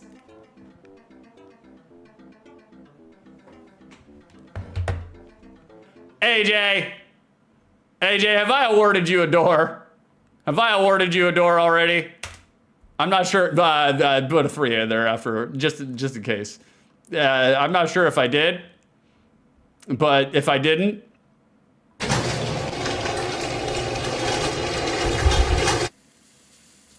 that's on you, boo. That's your door. That's your door. You could see yourself out. Vicer, unlike that Mario crap or Zelda crap, Dookie, you know, those kinds of Nintendo games. Donkey Kong is good. I do like Donkey Kong. The new one looks like a collectathon. I'm not a huge fan of collectathons, but people are talking about it. No, Nutsy! No! Boy, should we make pleasant conversation or propose marriage? I don't know, man. The problem is, I think inherently, in order to be married to someone, you have to be sexually attracted to them. I don't know if I can warm up to that face, boys. I don't, scallywagger. We'll make pleasant conversation. We didn't even make pleasant conversation. We didn't even do that. Shit. Never mind. We're walking on. Asked to see your resume? I agree. Can you tell me about your CV, please? Would you like to sell any cannon? Yeah, we'll sell some cannon. I got no cannons here, boys. How much? We're getting 50 a piece. I'll sell 4 cannons. That sounds, you know. No cover letter, no deal. That's right. I agree. AJ, she's one of Cinderella's wicked stepsisters. By the way, she looks exactly like it. You're on the mark, brother. Sail ho. We're in English waters. I don't want to fuck with the English. Jack, I'm not sure that's true. You just have to be in a situation where both families benefit. That's true. Jack, but alas, I'm just an old romantic, you know? Jack's so good at patter. He's so good at what he does. I'm so good at making my fucking webcam blur out by my head moving all the way around. We bought a new ring light and everything, still blurs out. It's just the lighting in general in the room. We just got to figure out a better way. It's all right. We'll figure it out. I don't want to investigate. We're continuing. AJ, also you got to be down to pay the dowry. How big is your herd of livestock? I won't go 3 goats. We're sailing now, boys. The wind got a hold of us. Hell yeah. 3 goats? Nobody's worth 3 goats. 2 goats maximum. 5 fine fat hens, and that's as far as we go. I don't know where to go, but I don't necessarily know if you have to know where to go in this game. Kerosene, 4 goats in this economy? In this economy? 4 goats? I don't know. Okay, we can press a button. Oh, we have a map. I didn't even know there was a map. Antigua, Trinidad, Tortuga, St. Martin. Okay, so I want to go to Florida. Recent events in Tortuga have made your information obsolete. Oh, well, that's good to know. I want to go to Florida. I definitely want to go to Florida. AJ, the goat tariff, though. The tariffs. A lot of Americans are waking up to the notion. It's so hilarious because, you know, right now, for those that are unaware, our commander-in-chief is making the brilliant, genius decision to think to put tariff tax on every other nation, thinking that it's gonna make the Americans have more money, but in reality, they're just going to raise the prices and the Americans are going to have to pay the price increase. And so we have a lot of Americans who are just like, well, we bought American, we're an American company, we sell American products, we're gonna be fine. The American companies, they don't have to worry about it. It's the foreign companies that have to worry about it. Well, a lot of American small town businesses are finding out a lot of our shit is imported. So it's fucking hilarious. They're just like, my profit revenue has decreased sharply. I don't understand why. I was just like, I hope y'all choke on it. I was like, that's another reason I got out of the business. I was like, it ain't gonna be good for me. Because I was like, a lot of chemical distribution in the pool business comes from other countries. It don't come from America. So I was just like, oh, thank God I got out before the prices got real fucking crazy. Because that's the other part is that, like, especially when you're running a pool business, it's like your clients don't understand how much it takes for, you know, to run the fucking business. They just think you're making money cash over fist. And I'm just like, no, I'm barely paying my bills, you know? So... No, we're in Spanish waters now? Wait, where are we? Did we make it to Florida? I don't know if we can make it to Florida. Can we make it to Florida? I want to go to Florida. Well, we'll go to this town first. Hey, what's going on, Drewby? Have y'all tried peppercorns? Jack, oh golly, but the day I realized Beauty and the Beast was about teaching young girls to accept their arranged marriages, they're eating the eggs. Visor, the consequences of our actions. Look, we deserve it. That's the only way we're gonna learn. Sometimes it's all you're gonna learn. We're gonna sneak into town this time. We're sneaking in. We're sneaking in by doing the exact same thing we would do if we just walked in. All right, well, that's good to know. I still don't have enough gold to really do anything. Right? I'm gonna get some sugar. I didn't want all this. You can take that back. I don't want any of that. What do I need sugar for, you know? Like, Jack, me sewing, ha, F yes, me reaping. Well, this fucking sucks, what the fuck? Yeah, exactly. They're just like, wait, the face-eating jackals ate my face? That's not supposed to happen. Idiots. The tavern keeper listens with interest as you describe your promotion to an English ensign. That's right. Traveler from Santa Catalina offers to sell you information. I don't have the money, brother. I'm broke as a joke. I need to plunder a little bit more, and then I'll buy your information. I don't really need to go to this guy. I'll just come over here. My dear Mr. Porcham, we are at war with the English. Aren't you the English? They should have done some differentiation between Spanish, you know, gentlemen and English gentlemen. This does not look like a Spaniard. The governor offers you a Spanish letter of marque for 800 pieces of gold. Will you pay? I don't have the money, bro. I ain't got the money. We're barely making it over here. All right, I'm raising this town. All right, they've had enough contentment. This town is mine now. I need to take it over. More plundering, that's right. We're circling back, we're plundering. Attack the town! Oh shit, we're doing a naval battle. Does this happen automatically, or do I do it? Can I move the ship? Am I crashing in? Uh-oh. Yeah, that was a direct hit. That was a direct hit. Do we have to get all the way? Oh, we just crash into it. Okay, that works. Your men scale the walls of the fort. The fort's commander attacks you.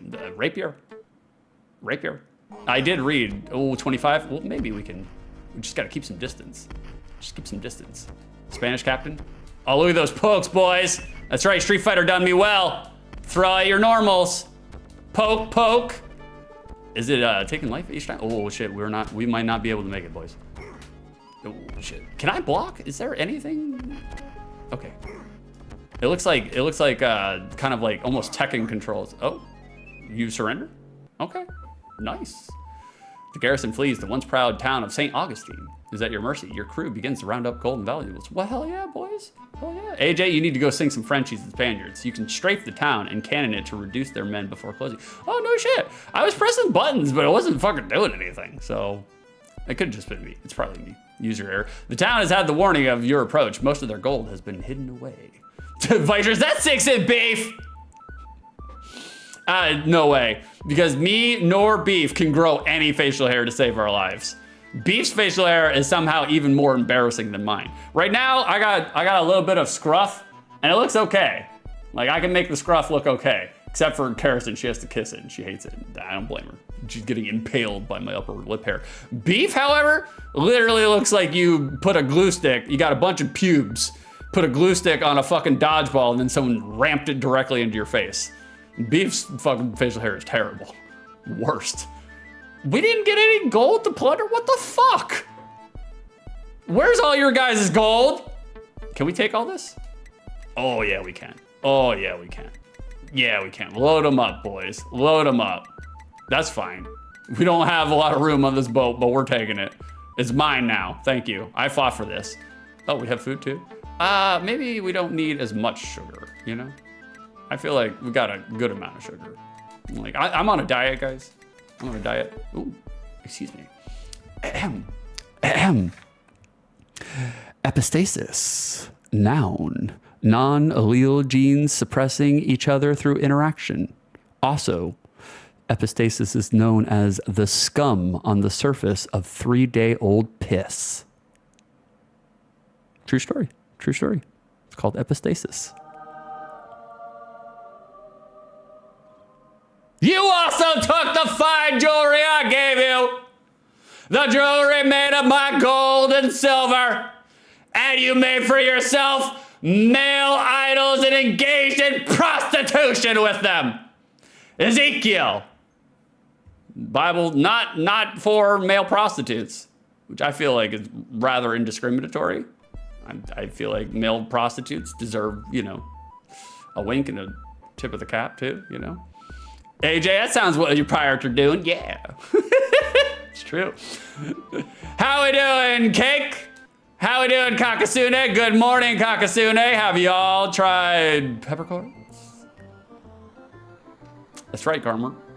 Garmer. That's right, Garmer. Get fished. Get fished. I'm not, it's strange enough we don't have a fishing mini game. Kind of disappointed. Kind of disappointed.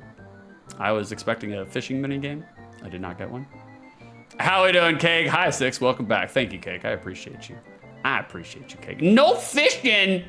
No fishing. None. Like, I know, it's terrible. I wish I did have a fishing mini game. I actually do like fishing mini games, which is hilarious to me because one, I'm not very good at them. And two, I don't actually like fishing at all. But I love bass fishing simulators. When your ship crashes into the shallow reef, it rapidly, oh, fuck me. Fuck me! With your last ship gone, you were washed ashore on an uncharted island. Months pass. Blah. God, all right, we're stuck on this island. We're making love to this volleyball. The passing months take their toll on your spirits and vitality. Time passes slowly. One day, a small ship appears. You recognize some of the former crew members. They agree to take you back as an apprentice captain. Okay. They're taking us back, boys. AJ, say something nice about Nikola Tesla. Eat it, Vicer. No, Nikola is a pigeon feeder, nothing more. Nikola is the Vicer. He just doesn't like Thomas Edison. He's okay with Tesla. Like Tesla was. Say something nice about Nikola Tesla. Easy. Nikola Tesla wanted his patents to basically, you know, help humanity. I'm sure at some point in time, you know, like he wanted to make a little money off of the shit, as he should. But for the most part, from what I remember from grade school education, Nikola Tesla wanted a lot of his patents to either be free or affordable. You know, he didn't really necessarily want to profit off of his inventions. He just wanted, you know, people to enjoy them and society to get better. And then Thomas Edison was like, no, that won't work. So, you know, Thomas Edison came and fucking jacked all of his patents and then intimidated him and sued him into oblivion and fucking went out of his way to fucking kill an elephant and saying that he did it. You know, it's just like the American way. Hello, blah. We're in French waters. Shall we investigate? Let's go after the Frenchies, you know? At this point, close for battle, boys. Oh, okay, so there is a button that you press. I'm chasing down this French boat. There we go. I hit it. Oh, we crashed. Fuck. Didn't mean to do that. Cake, fishing in games is best. I agree, Cake. It's very relaxing.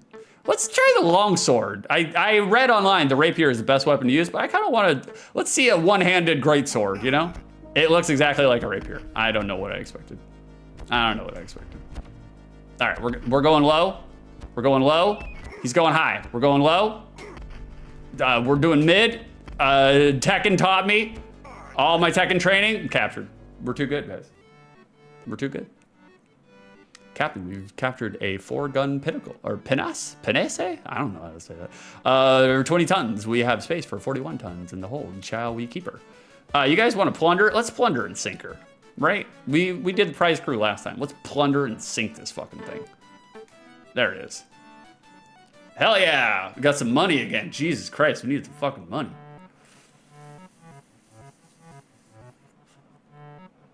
You guys got anything scandalous going on this week? The time has been an absolute blur for me. It's been like 11 days. They just all melted into each other, you know? We gotta redeem. We got AJ in the chat. He wants the blue marlin. What the fuck is the blue marlin? A fishing game just for you. Well, thank you, buddy. Well, thank you. I'll do it. Hell yeah. I didn't even know this game existed. I'm excited now. I didn't know the regular NES had a fishing simulator. I'm intrigued. Well, thank you for the redeem, brother. Thank you for the redeem. We missed you, Sega. Well, I missed you guys too. It sucked, man, because like people would stream and I would just lurk. Like I wouldn't interact because I felt like I thought it was broken for a second because I watched one of the Marvel movies. I watched Deadpool and Wolverine. I hadn't seen it. My brother's beef has been getting on my ass to fucking watch it. He's like, you need to watch it. I watched the first 2 Deadpool movies. They were good. And I was watching it and I was just like, this is funny. I can tell this is funny, but like I laughed one time throughout the entire movie. I was like, am I broken? Am I broken? But no, I was laughing last night, so I was just grieving. Thank you, Armor, for gigantifying Ugandan Knuckles. We might find him out here in the oceans, you know? All right, well, I want these cannons. Thank you. I'll take this food. That's mine. And we're good. We're good. Vicer York told me about a bunch of Marvel movies and banter after I did, yeah. Just started talking about Marvel movies. I don't know why. We don't need to attack the French. Like, we don't need to attack the French. Like, I don't know, man. They're so samey, you know? Just like, I watched all right, I'll recount all the movies I watched. I watched Guardians of the Galaxy 3. It was good. It was actually really good. It was a good movie. Also a lot of animals, so it's like, how can you hate it, you know? And then I watched what's that movie? Thor, Love and Thunder. I hadn't seen it. It was okay. It was okay. It's kind of hard for me to, we're in unknown waters. Oh, well, we have to invest unknown waters. Looks like a bark. Investigate. Dutch colored. Oh, we're going after the Dutch. Have to go after the Dutch. I watched, what was I talking about? Thor: Love and Thunder. It was okay. It was all right. It wasn't great. Like, it wasn't terrible, but it's hard for me specifically to reasonably believe that Natalie Portman is a Thor. I know, in the comics, Mighty Thor was a woman, and that's cool. That was totally cool. Nothing wrong with that. But it's Natalie Portman, you know? She's fucking 85 pounds dripping wet with a brick in her pocket. It's really hard to take her serious as a Thor, you know? It's just, I can't. So, it's okay. It was all right.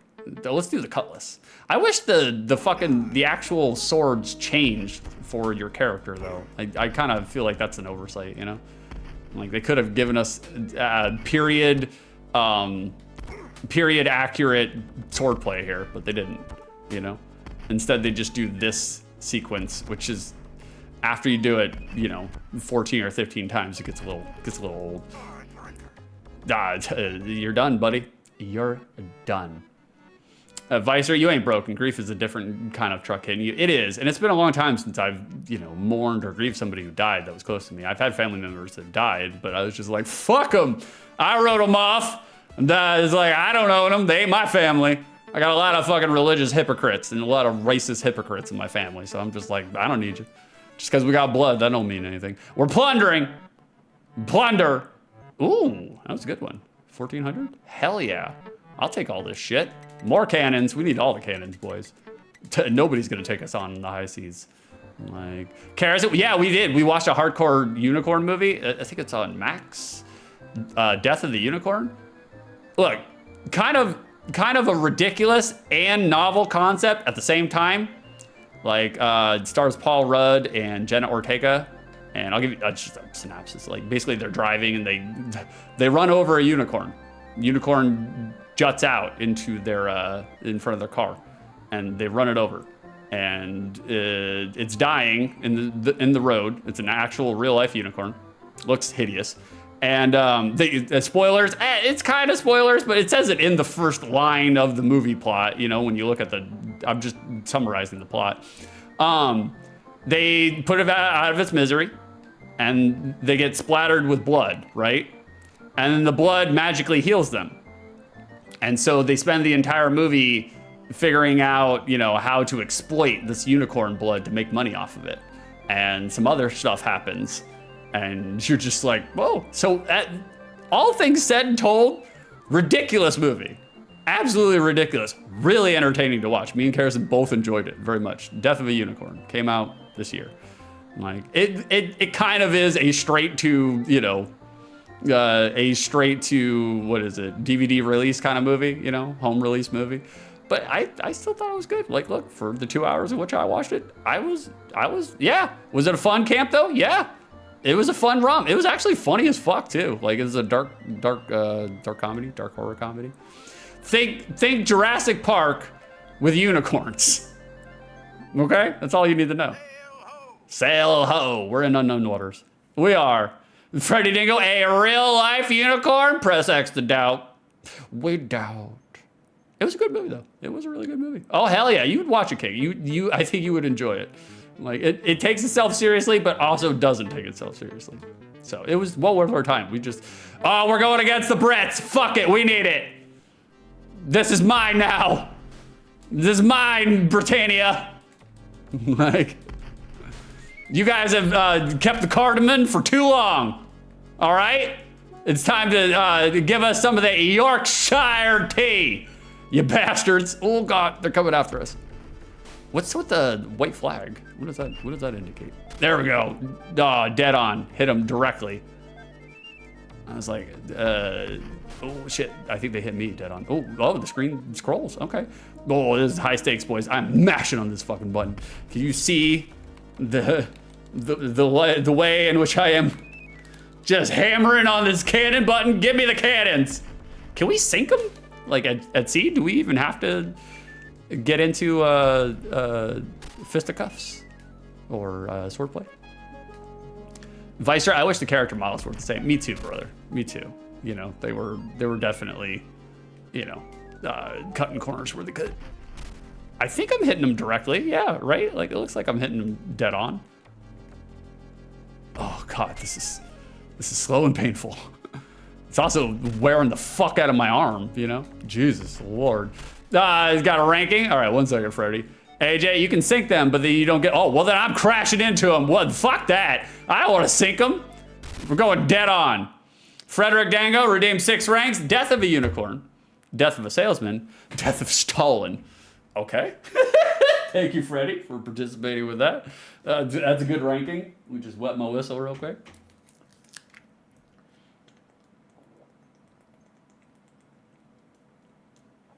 All right, ascending order. Ascending order. So number 3 first. We'll use the rapier. I think, oh, it's an even match. Number 3 is going to be Death of a Salesman. I know it's an old-timey classic, and you know it's, you know, for good reason. No hatred against it, but just compare it to the other 2. Oh shit, he crumpled. Look at that shit. Surrendered. The Brits, you know, the Brits. I plundered. I'll do a prize crew for this one. In your face, Miller. Oh, we got a lot of plunder. Hell yeah. But Death of a Salesman would be number 3. Simply because my salesman days are over. The only selling of the sizzle is me streaming nowadays, and me trying to get my girlfriend to have sex with me. That's the only salesmanship that I'm doing. Captain, 3 sailors wish to join our. Oh, take them.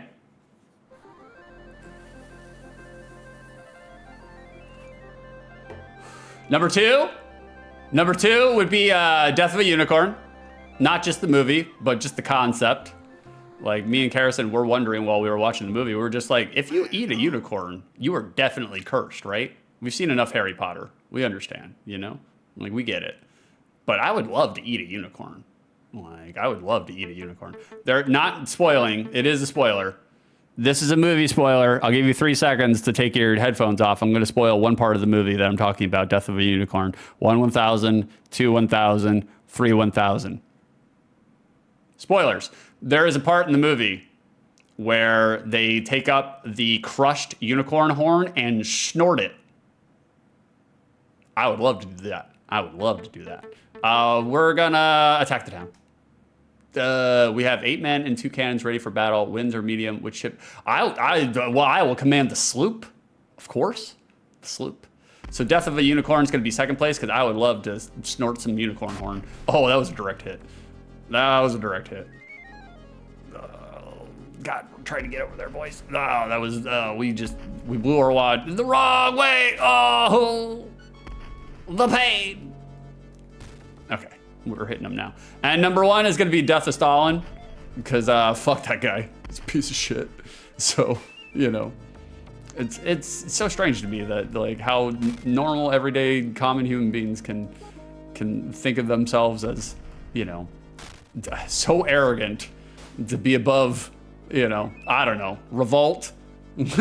So, I'll make fun of the Poros, but, like, you know, if you beat down on the Poros for too much, they will fucking uprise against your ass. So, and it won't be pretty. Like, it's inevitable. It's inevitable. Vicer, hello, streamer, 6 2/3. Nice stream. Go to Stream Boo today to power up your streams. Cheap rates, full viewership now. I love it. I go to Stream Boo all the time. Oh, we're dead. We're fucked. We fucked with the wrong Spaniards, boys. He's got 125 hit points. Yeah, that's right. That's right. Karrison, if the unicorns choose you, you wouldn't need it. That's true. I am a fair maiden, pure of heart. Like, 1642. How long are we in jail? It's 5 months. 5 months? That's not bad. Okay, they came back. All right, cool. Oh, no. We're leaving town. All right, I just want to see if I can get to Florida real quick, guys. Can we get to Florida? Are we able to get to Florida? I don't think you can. Chances are you're just, you know, sitting around, hanging out in the Caribbean with the Caribbean queens. Now we're sharing the same dream, and our hearts, they beat us one. No more love on the run. Freddy, Death of Stalin is also a good Armando Iannucci. I was not aware. I didn't know it was a. I figured I was like, this sounds like movies. It makes sense that Frederick would be cinematically themed. But I was just like, well, maybe he's just throwing, you know, the death of Stalin in there just for, you know, just because we want to talk about the death of Stalin for a little while on stream. You know, it comes up naturally. It's an organic topic. Apathy. Florida's on the map. It is on the map. I'm just wondering if I have to go like, wait, I'm in the wrong direction, aren't I? I'm in the wrong direction. Wait, should I go the other way? All right, hold on, let me just do some distance here. Jack, Death of Stalin is great. Comedy that just goes incredibly bleak, but in a good way. I love really good bleak comedy. Like, I love a comedy that makes me laugh over the grotesque nature of man, you know? I love a comedy where, like, it seems funny at the moment, but then an hour later, you're just like, well, that's really depressing. I love it. I love it. All right, am I going the right way? Yeah, okay. I'm going back, right? Wait, it should be up here then, right? It should be just directly land ho. No, we're continuing our approach. I just want to try to get to Florida, and then we'll close it out. I need to see Florida. It's my people's. I'm taking you basically directly where I used to live. AJ redeemed 6 ranks. Ooh. Teddy Ruxpin, Chucky, Megan. I don't know Megan. I'm not familiar with that one. Like, hold on one second, AJ. Let me just make sure. I'm taking you guys directly where I used to live in Florida. Not to dox myself, but I don't live there anymore. Freddie, beware of Florida, man. It's funny because, like, look, all the stories they tell you about Florida, they're all true. All of them. None of them are exaggerated. We're a weird people. That's where I used to live, boys. Exactly where we're at right now. That's where I used to live in Florida. Directly adjacent to the big lake in the middle of the state. That's me. This is actually right here. This is my digs. This is my neighborhood. Can we? Is there a town that we can conquer here? I'm not going through the swamp. Fuck that. I live there. I know what's there. I just want to see if we can conquer this one Florida area. All right. I feel like it's necessary. A lot of trees. Florida does have a lot of trees. It's a lot of oak and palm fronds. That's basically it. That's basically it for all the trees. You know, it's essentially it. Like, Frederick Dingo, did you ever Google Florida man your birthday and see what comes up? I have not. I did it a long time ago, but I'll do it in just a second. In just a second, I'll give it a shot and see what comes up. Like, and dox myself with my birthday. Like, Jack, well, palms are a grass. Are they? Are palm trees grass? I feel like there should be a Pokemon master who should tell us about this. Are palm trees grass type or tree type? Like, I know they're a pain in the fucking ass. That's for goddamn sure. I hate palm trees. They're terrible. Is this a port? Can we dock? Armored psychic type. Yep. Just like the Floridian psychic types. All right, AJ. Megan is a new series of evil AI doll girl movie. Oh, okay. Okay, we're not talking my language. I get down with evil AI dolls. Okay, we can't go through the streets. Is there any town to conquer here? I would like to conquer something. I would like to conquer Florida for Spain. And, even though I'm a Brit in this game right now, I'd just be like, I conquer this land for Spain. Let's see here. Oh, that's right. 6 ranks. Okay. I'll do it in ascending order. I'm gonna put Megan at 3 just because I just don't know of it. It sounds interesting though. I do like evil AI. I love when AI goes off the handle, you know? And they immediately start plotting humans' demise. I'm a big fan of it. No more deserving. Oh shit, we went away from Florida. Ah, fuck it, whatever. It's like, that's fine. We're moving on, boys. We're moving on. There we go. Bada bing. Actually, no, hold on. I'm on the wrong screen. We'll do this instead. We'll come over here to that one. There we go. Bada bing. All right, we'll bring the music back up. Come over here. Right? I turned it off? Yeah, I did. Okay, come back over here and then play that. There it is. Bada bing. That's right. You like the spoopy pug?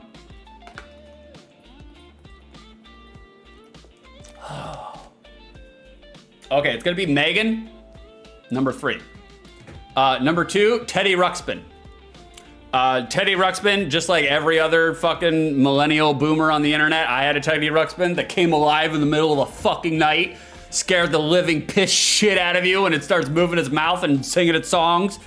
And then of course, you know, over time the speaker gets warped and the things that read the cassette tape gets warped, so it literally sounds like it's saying a demon incantation to you.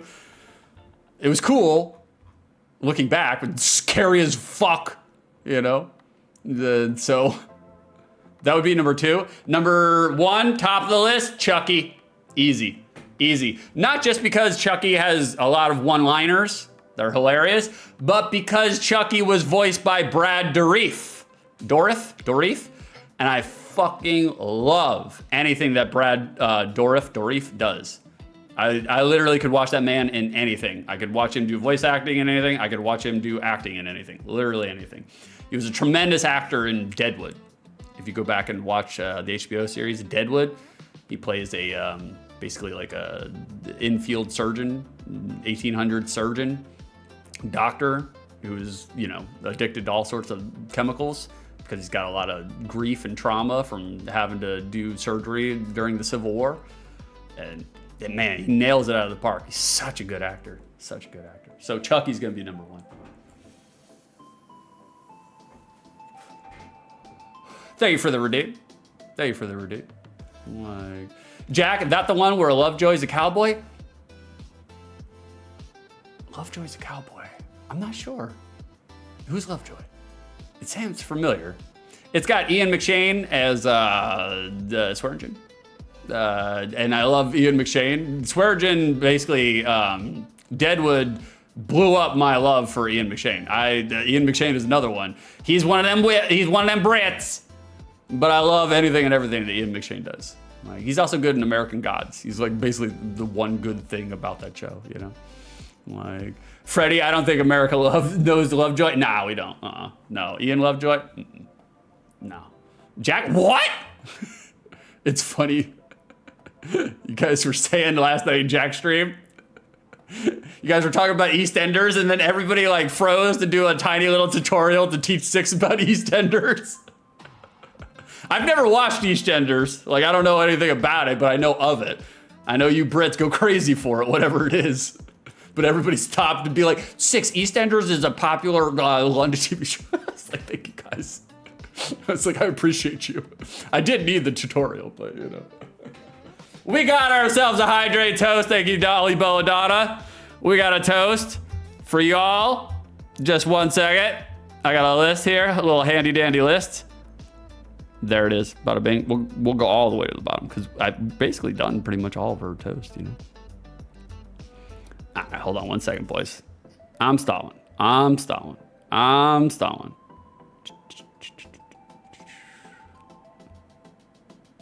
Okay, there we go. Right? Yeah. No. There we go. Okay.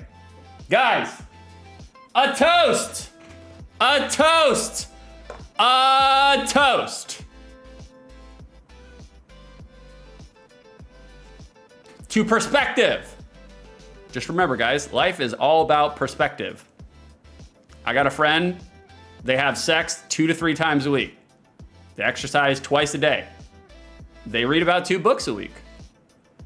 And yet every day he complains about prison.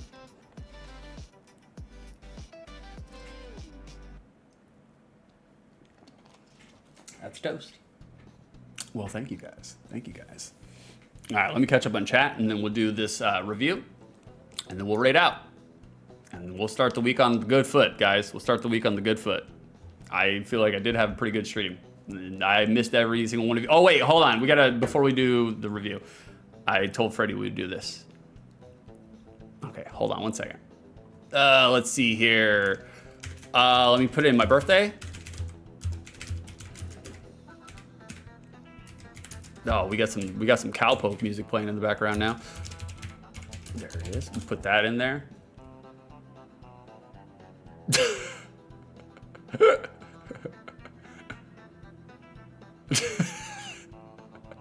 What? Okay, here is mine, Freddie. Let's see. I could just, yeah, we'll just put it over here. We'll port it over here. Okay, 1 second, Freddie. I got my Florida man story for you. I put in my birthday and into Google. Florida man hit dad in face with pizza after learning he helped deliver him. Florida man who found out his father helped deliver him when he was born inexplicably smashed hot pizza in the older man's face upon learning the news. Charged with domestic battery. $150 bond. If you can't get out a $150 bond, you are a person that would assault somebody with pizza. We're called Thursday to the Houston family's home when they found a pizza slice on a chair and cheese and sauce strewn about the room. According to an arrest report, Houston's father told his deputies his son became angry after learning he helped delivered him in 1985. The man said he'd gone for a walk with his dogs as his son waited for the porch of the pizza to be delivered. When he returned from the walk, his son held him down in a chair, smashing the pizza in his face and screaming at him. The victim began to flail about, trying to get the defendant off him, at which point the defendant went outside and awaited law enforcement. He walked up to me and turned around, putting his hands behind his back, saying he knows I'm going to take him to jail. It was not known why the news surrounding his birth upset Houston. 2 family members present at the time of the attack corroborated the father's statements. All right. It's kind of weird. It's kind of weird. Freddie, mine was Florida man rides manatee, dares police to arrest him, gets arrested. It's appropriate. It's appropriate.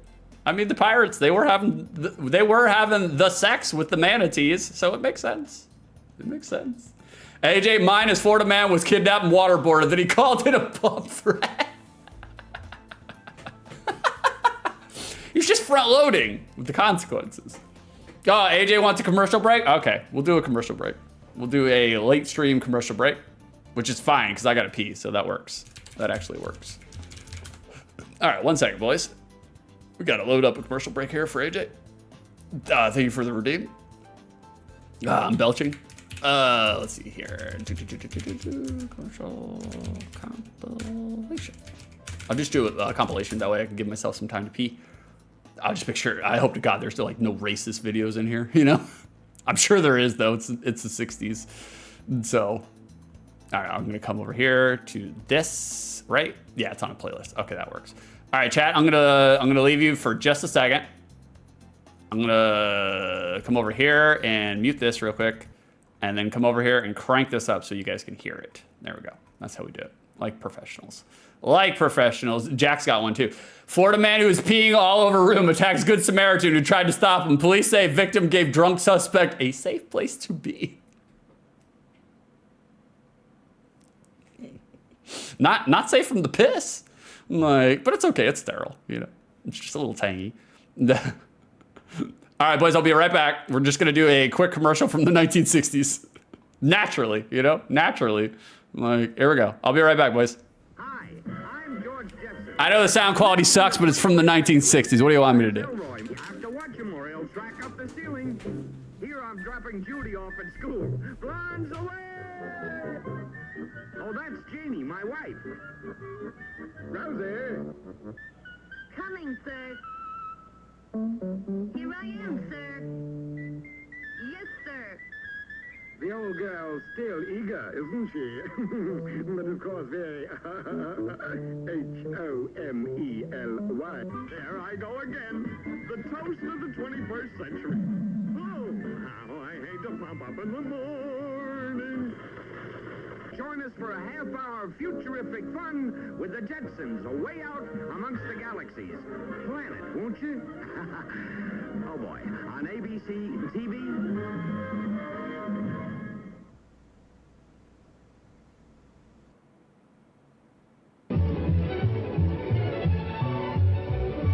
See if you don't think this is the most exciting car in America today.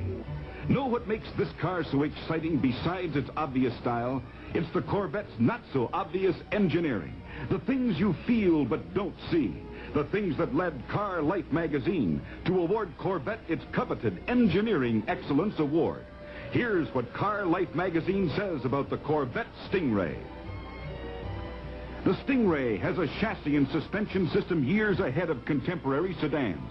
Bold in concept, thoroughly tested, meticulously manufactured. Handling has been vastly improved. The car is much more stable at any speed and thus safer. Chevrolet engineers assigned to the Corvette project have done an outstanding job. We unanimously vote them Car Lights 1963 award for engineering I am a excellence. streamer who reads his chat. The fact is, the Corvette is a specialized machine built for people who want the ultimate in driving. But this same spirit of engineering, this idea of special design for special needs, is true for all of Chevrolet's. Did I do that right? four Yeah. Oh, entirely no, different I didn't. kinds of Ah, cars. why does that not have it? Oh, because 63. it's not on this screen. Okay, that's why. I thought, I know, I can hear it. I can hear it playing in the background, serenading me with weird 1960s Fallout music, you know? All right, let me crank this down way low so I don't deafen you guys, like so. And then come back and then pop that up. There we go. That's how we do it. That's how we do it. All right, guys, I got to catch up on chat, and we're going to do a little Hazy Stoner review. And then we'll move on. Vicer, I think I'm the only Florida man in this chat. Yeah, Vicer, you're the last one standing. Last one standing. Vicer, I like how 6 uses up all his ad snoozes in the first third. That sounds like me. That sounds like me. I'm just like, no. When I'm talking, the 3 hours of talking in the game, no, we'll save them all for the game. Frederick, I feel like we may have peaked too soon. It's not going to get better from the... I agree. That makes one of us. I actually, me personally, I hate the Jetsons. Always have. Never enjoyed that cartoon. But I know it's beloved for a lot of people. Not me.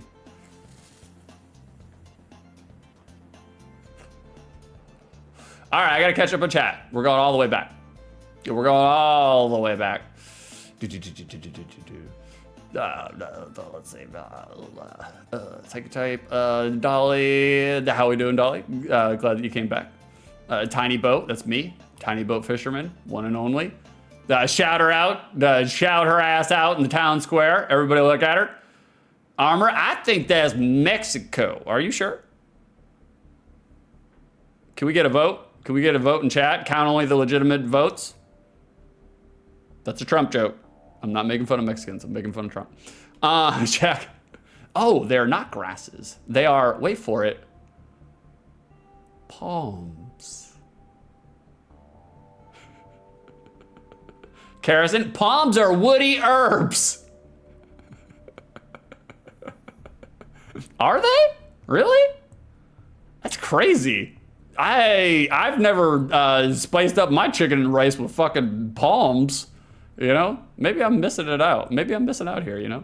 AJ, palm trees are monocots. Well, I mean, maybe if you get on some social dating apps, you know, they won't be monocots anymore. You know, I'm not saying, I'm just saying. Like, Jack DeCares, and that was my Scoutmaster's nickname, Woody Herbs. Oh, we got to redeem. Oh, Kerosene. We have a redeem for old little Kerosene here. What do we got here, Kerosene? What do you got? Dragon Fury Devil Crush. Ooh. Mega Drive. Sega game? That sounds like pinball. Is that pinball? Is that pinball? I love me some pinball right now, man. I've been, like, there's a local barcade that I'm going to enter into their pinball tournament. Probably lose my ass, but I want to try it. I've been practicing Devil's Crush. I want to try it because, like, I love to talk a big fucking game about my skills. I'd love to get my shit stuffed live in person, you know. You're in there, baby. We got you in there. Like, Jack, I think I've contributed to the U.S. Explorers. It's true. It's true. I love it though. Like, look, anytime, like, I'm not offended by anytime anybody of a different culture wants to sit me under the learning tree. I am all ears. You know, I am all ears. Like,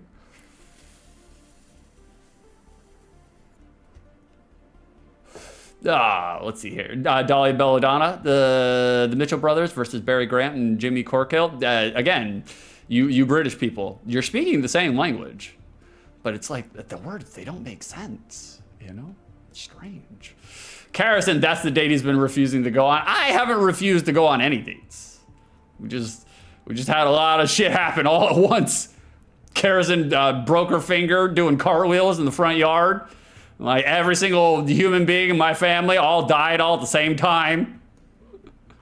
You know, the normal stuff. Like, but I'll be ready this week if you want to go out somewhere, Carrison. That'd be great. That's not what I meant to do. Review. I did the date command. I'm not saying, I'm just saying. We can go tonight. We could, if you want to. Like, yeah, that's right. Exclamation mark, date. Correct. Yeah, if you want to go out into the world, we can. I don't think it's supposed to rain all day. Like, it's every Monday evening, the pinball tournament. Oh, I don't know if I want to do the pinball tournament tonight. I'm not ready. I've only been practicing for a couple of days. But we could check it out, though. We could scope out the place. Like, that'd be cool if you want to do that. Jack's such a lovely couple. I know. We have reinforced the propaganda machine. You guys bought it, hook, line, and sinker. Yeah, me and Carrison are actually the same person. You guys didn't know that. Like, I just put on a wig and then just hunch down so I'm like 3'8". AJ got it. AJ redeemed cringe on tap. Will do. I was wondering if somebody was gonna do it. I had it all ready and everything. I'll do. Do you guys want the review first, or do you want cringe on tap first? Which one? Let me center my camera. Whoever says it first, that's who gets it. I just have to restabilize the camera. Cool shirt. Well, thank you, Army. Like, it's a crow. That's me. I'm a plucky little crow. If you guys don't decide which one comes first, the review or cringe on tap, I will decide for you. Carrison, yeah, where'd you get the cool shirt? I don't know. Some crazy woman gave it to me. I do like crows, you know. I'm a big fan of the corvids. Carrison gave it to me for a gift. Frederick Dingo, I thought it was Echo. Your favorite video game No, dolphins are rapists, so I don't really like dolphins. I was like, they're too big for their britches, you know. They think they can just put their corkscrew in anything, you know. I'm like, non-consenting, you know. All right, I'm gonna decide for you guys, boys. For those that are, AJ, there's one crow outside my window. It's an attempted murder. I'm not adoring you for that. It was good. Shut up, Frederick! I was like, it's been a while since Freddy's done an amnesia joke. I'm doing cringe on tap first, guys. For those that are unaware, for those that are uninitiated, it's a bit. For those that are not in the know, cringe on tap means I have to share an anecdote or say something nice about my girlfriend. Easy to do. It's not hard. Like today's cringe on tap is Carrison just recently, and you can check this all out on the Discord, by the way. That's right.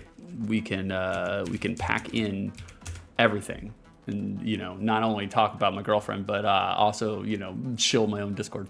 You can see this on the Discord in the cringe category on the Discord. But just recently,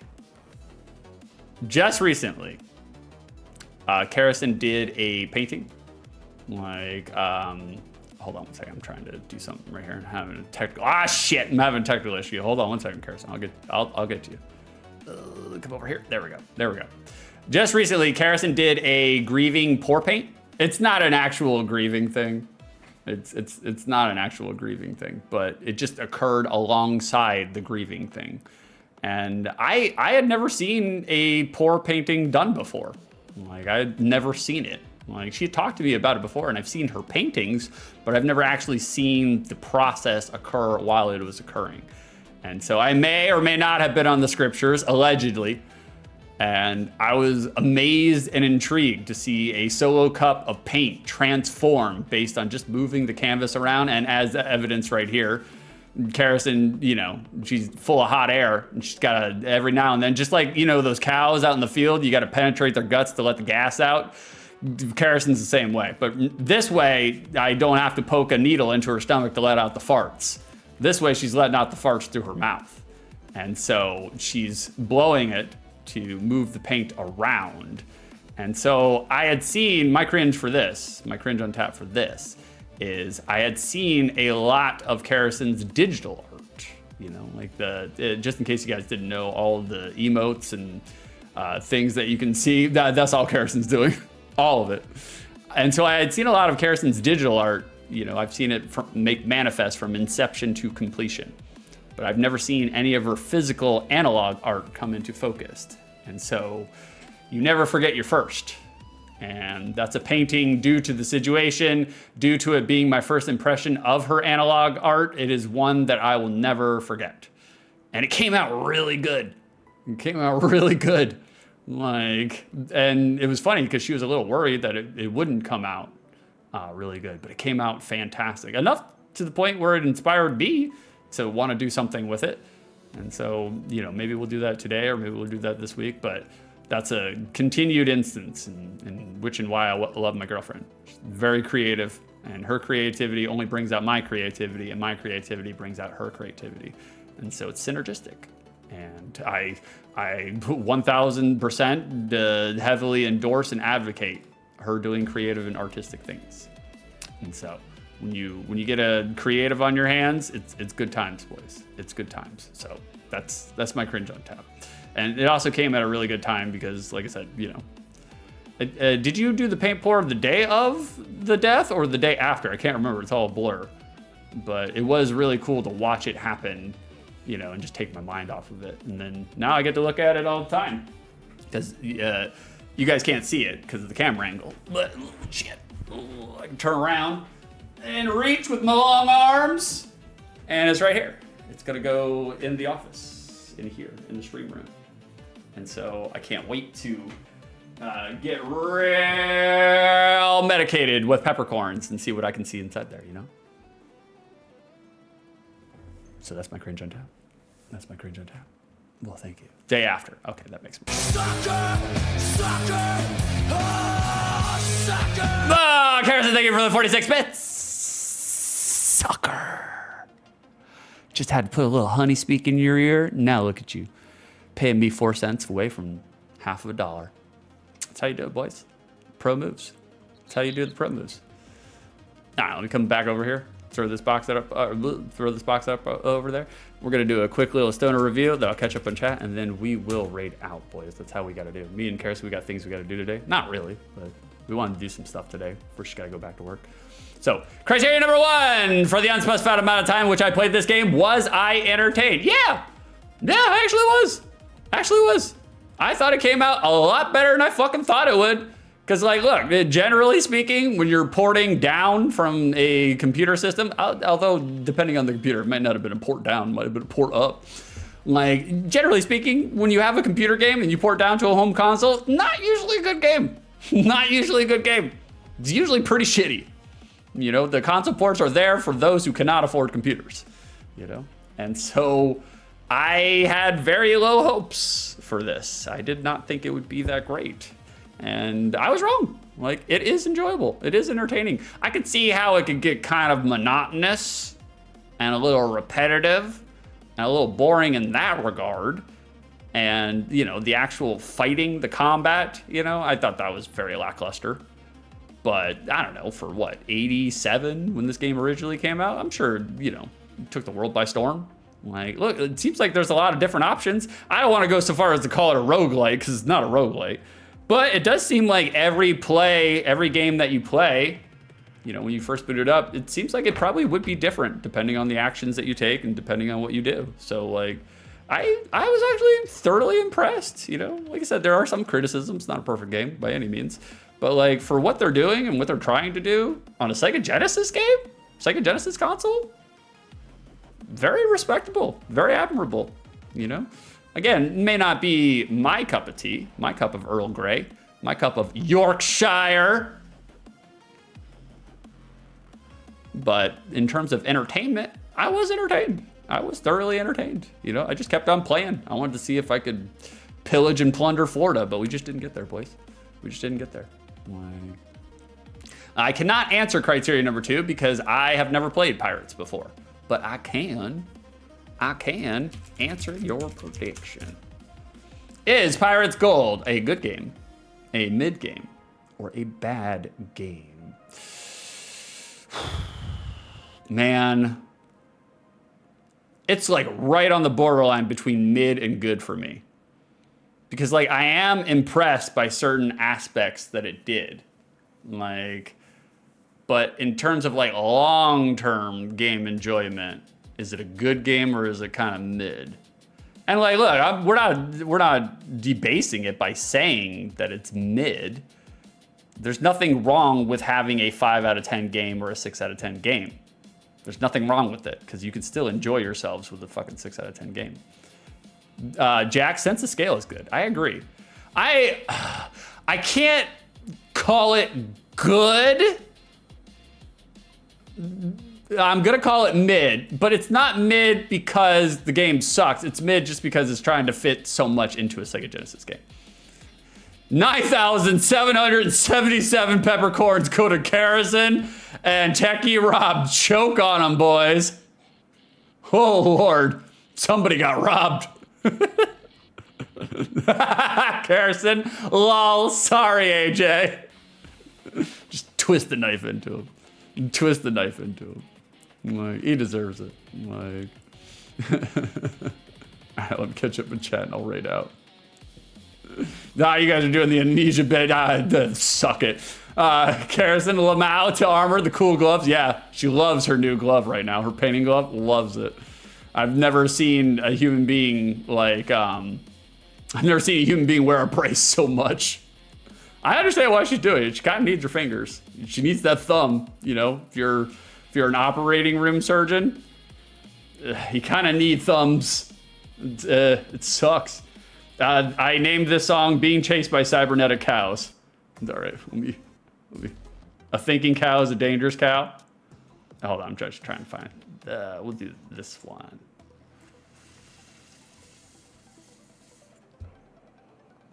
Garrison, I have 164 peppercorn. Holy shit, 164K. Oh my God.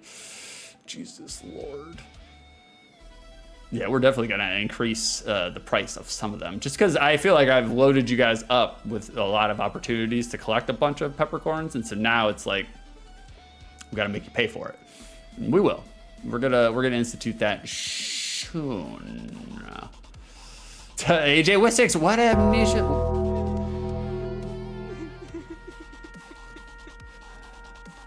Kerosene turned their gut into a science experiment bacteria colony from licking escalator handrails and motel bathtubs. And the colony, well, it usurped the body. Kerosene, you know better.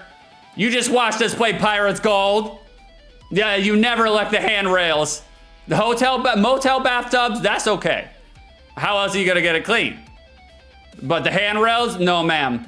No ma'am. Just chock full of the bacteria. Kerosene dead now.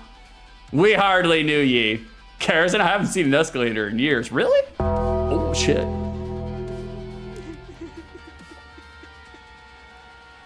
AJ died of crotch rot after buying secondhand underwear from the clearance rack at Goodwill. AJ, just because it's got chunks in it and feels good against your privates doesn't mean that it's a good thing to buy and wear. Oh shit.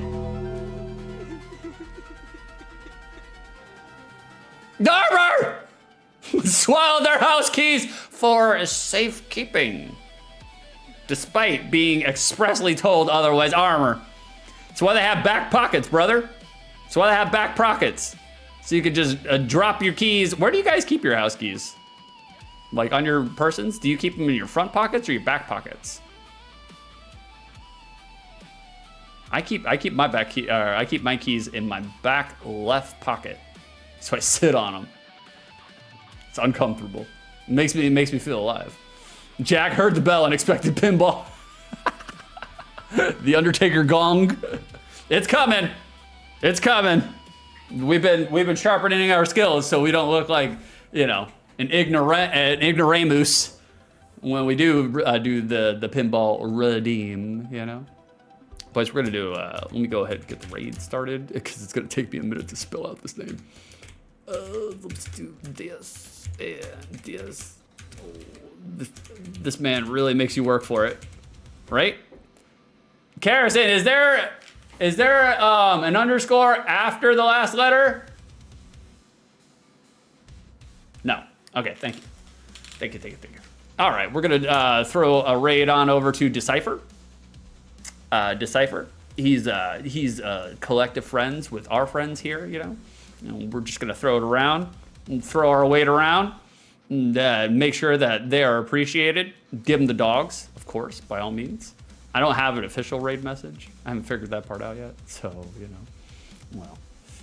AJ, I never collect peppercorns. I'm always spending them on game redeems. Well, I appreciate you, brother. That's what they're there. That's what the redeems are there for. I need to spruce up my redeems, add some new stuff, maybe takes out some old stuff, but we'll get on it. This week, we're going to be working on streams and all sorts of stream ideas and all sorts of stuff. We're going to get busy. We took a week off. Now it's time to get busy. Carrison, or maybe I forget every time I see them, the escalators. You're an escalator atheist? It's weird. It's weird. AJ, there's no way I'd buy secondhand underwear. Ew. Well, you know, yeah, you just haven't lived on the wild side, you know?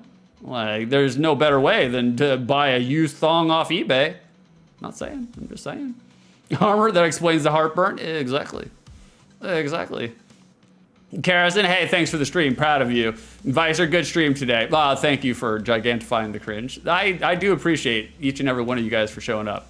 I'm going to stream later on this week. I don't know what day yet. I will be streaming probably Saturday morning and Sunday morning, the Bro Down and OTL, and I'll keep you apprised. Thank you very little, and you're welcome even less. I love all of you. I really do.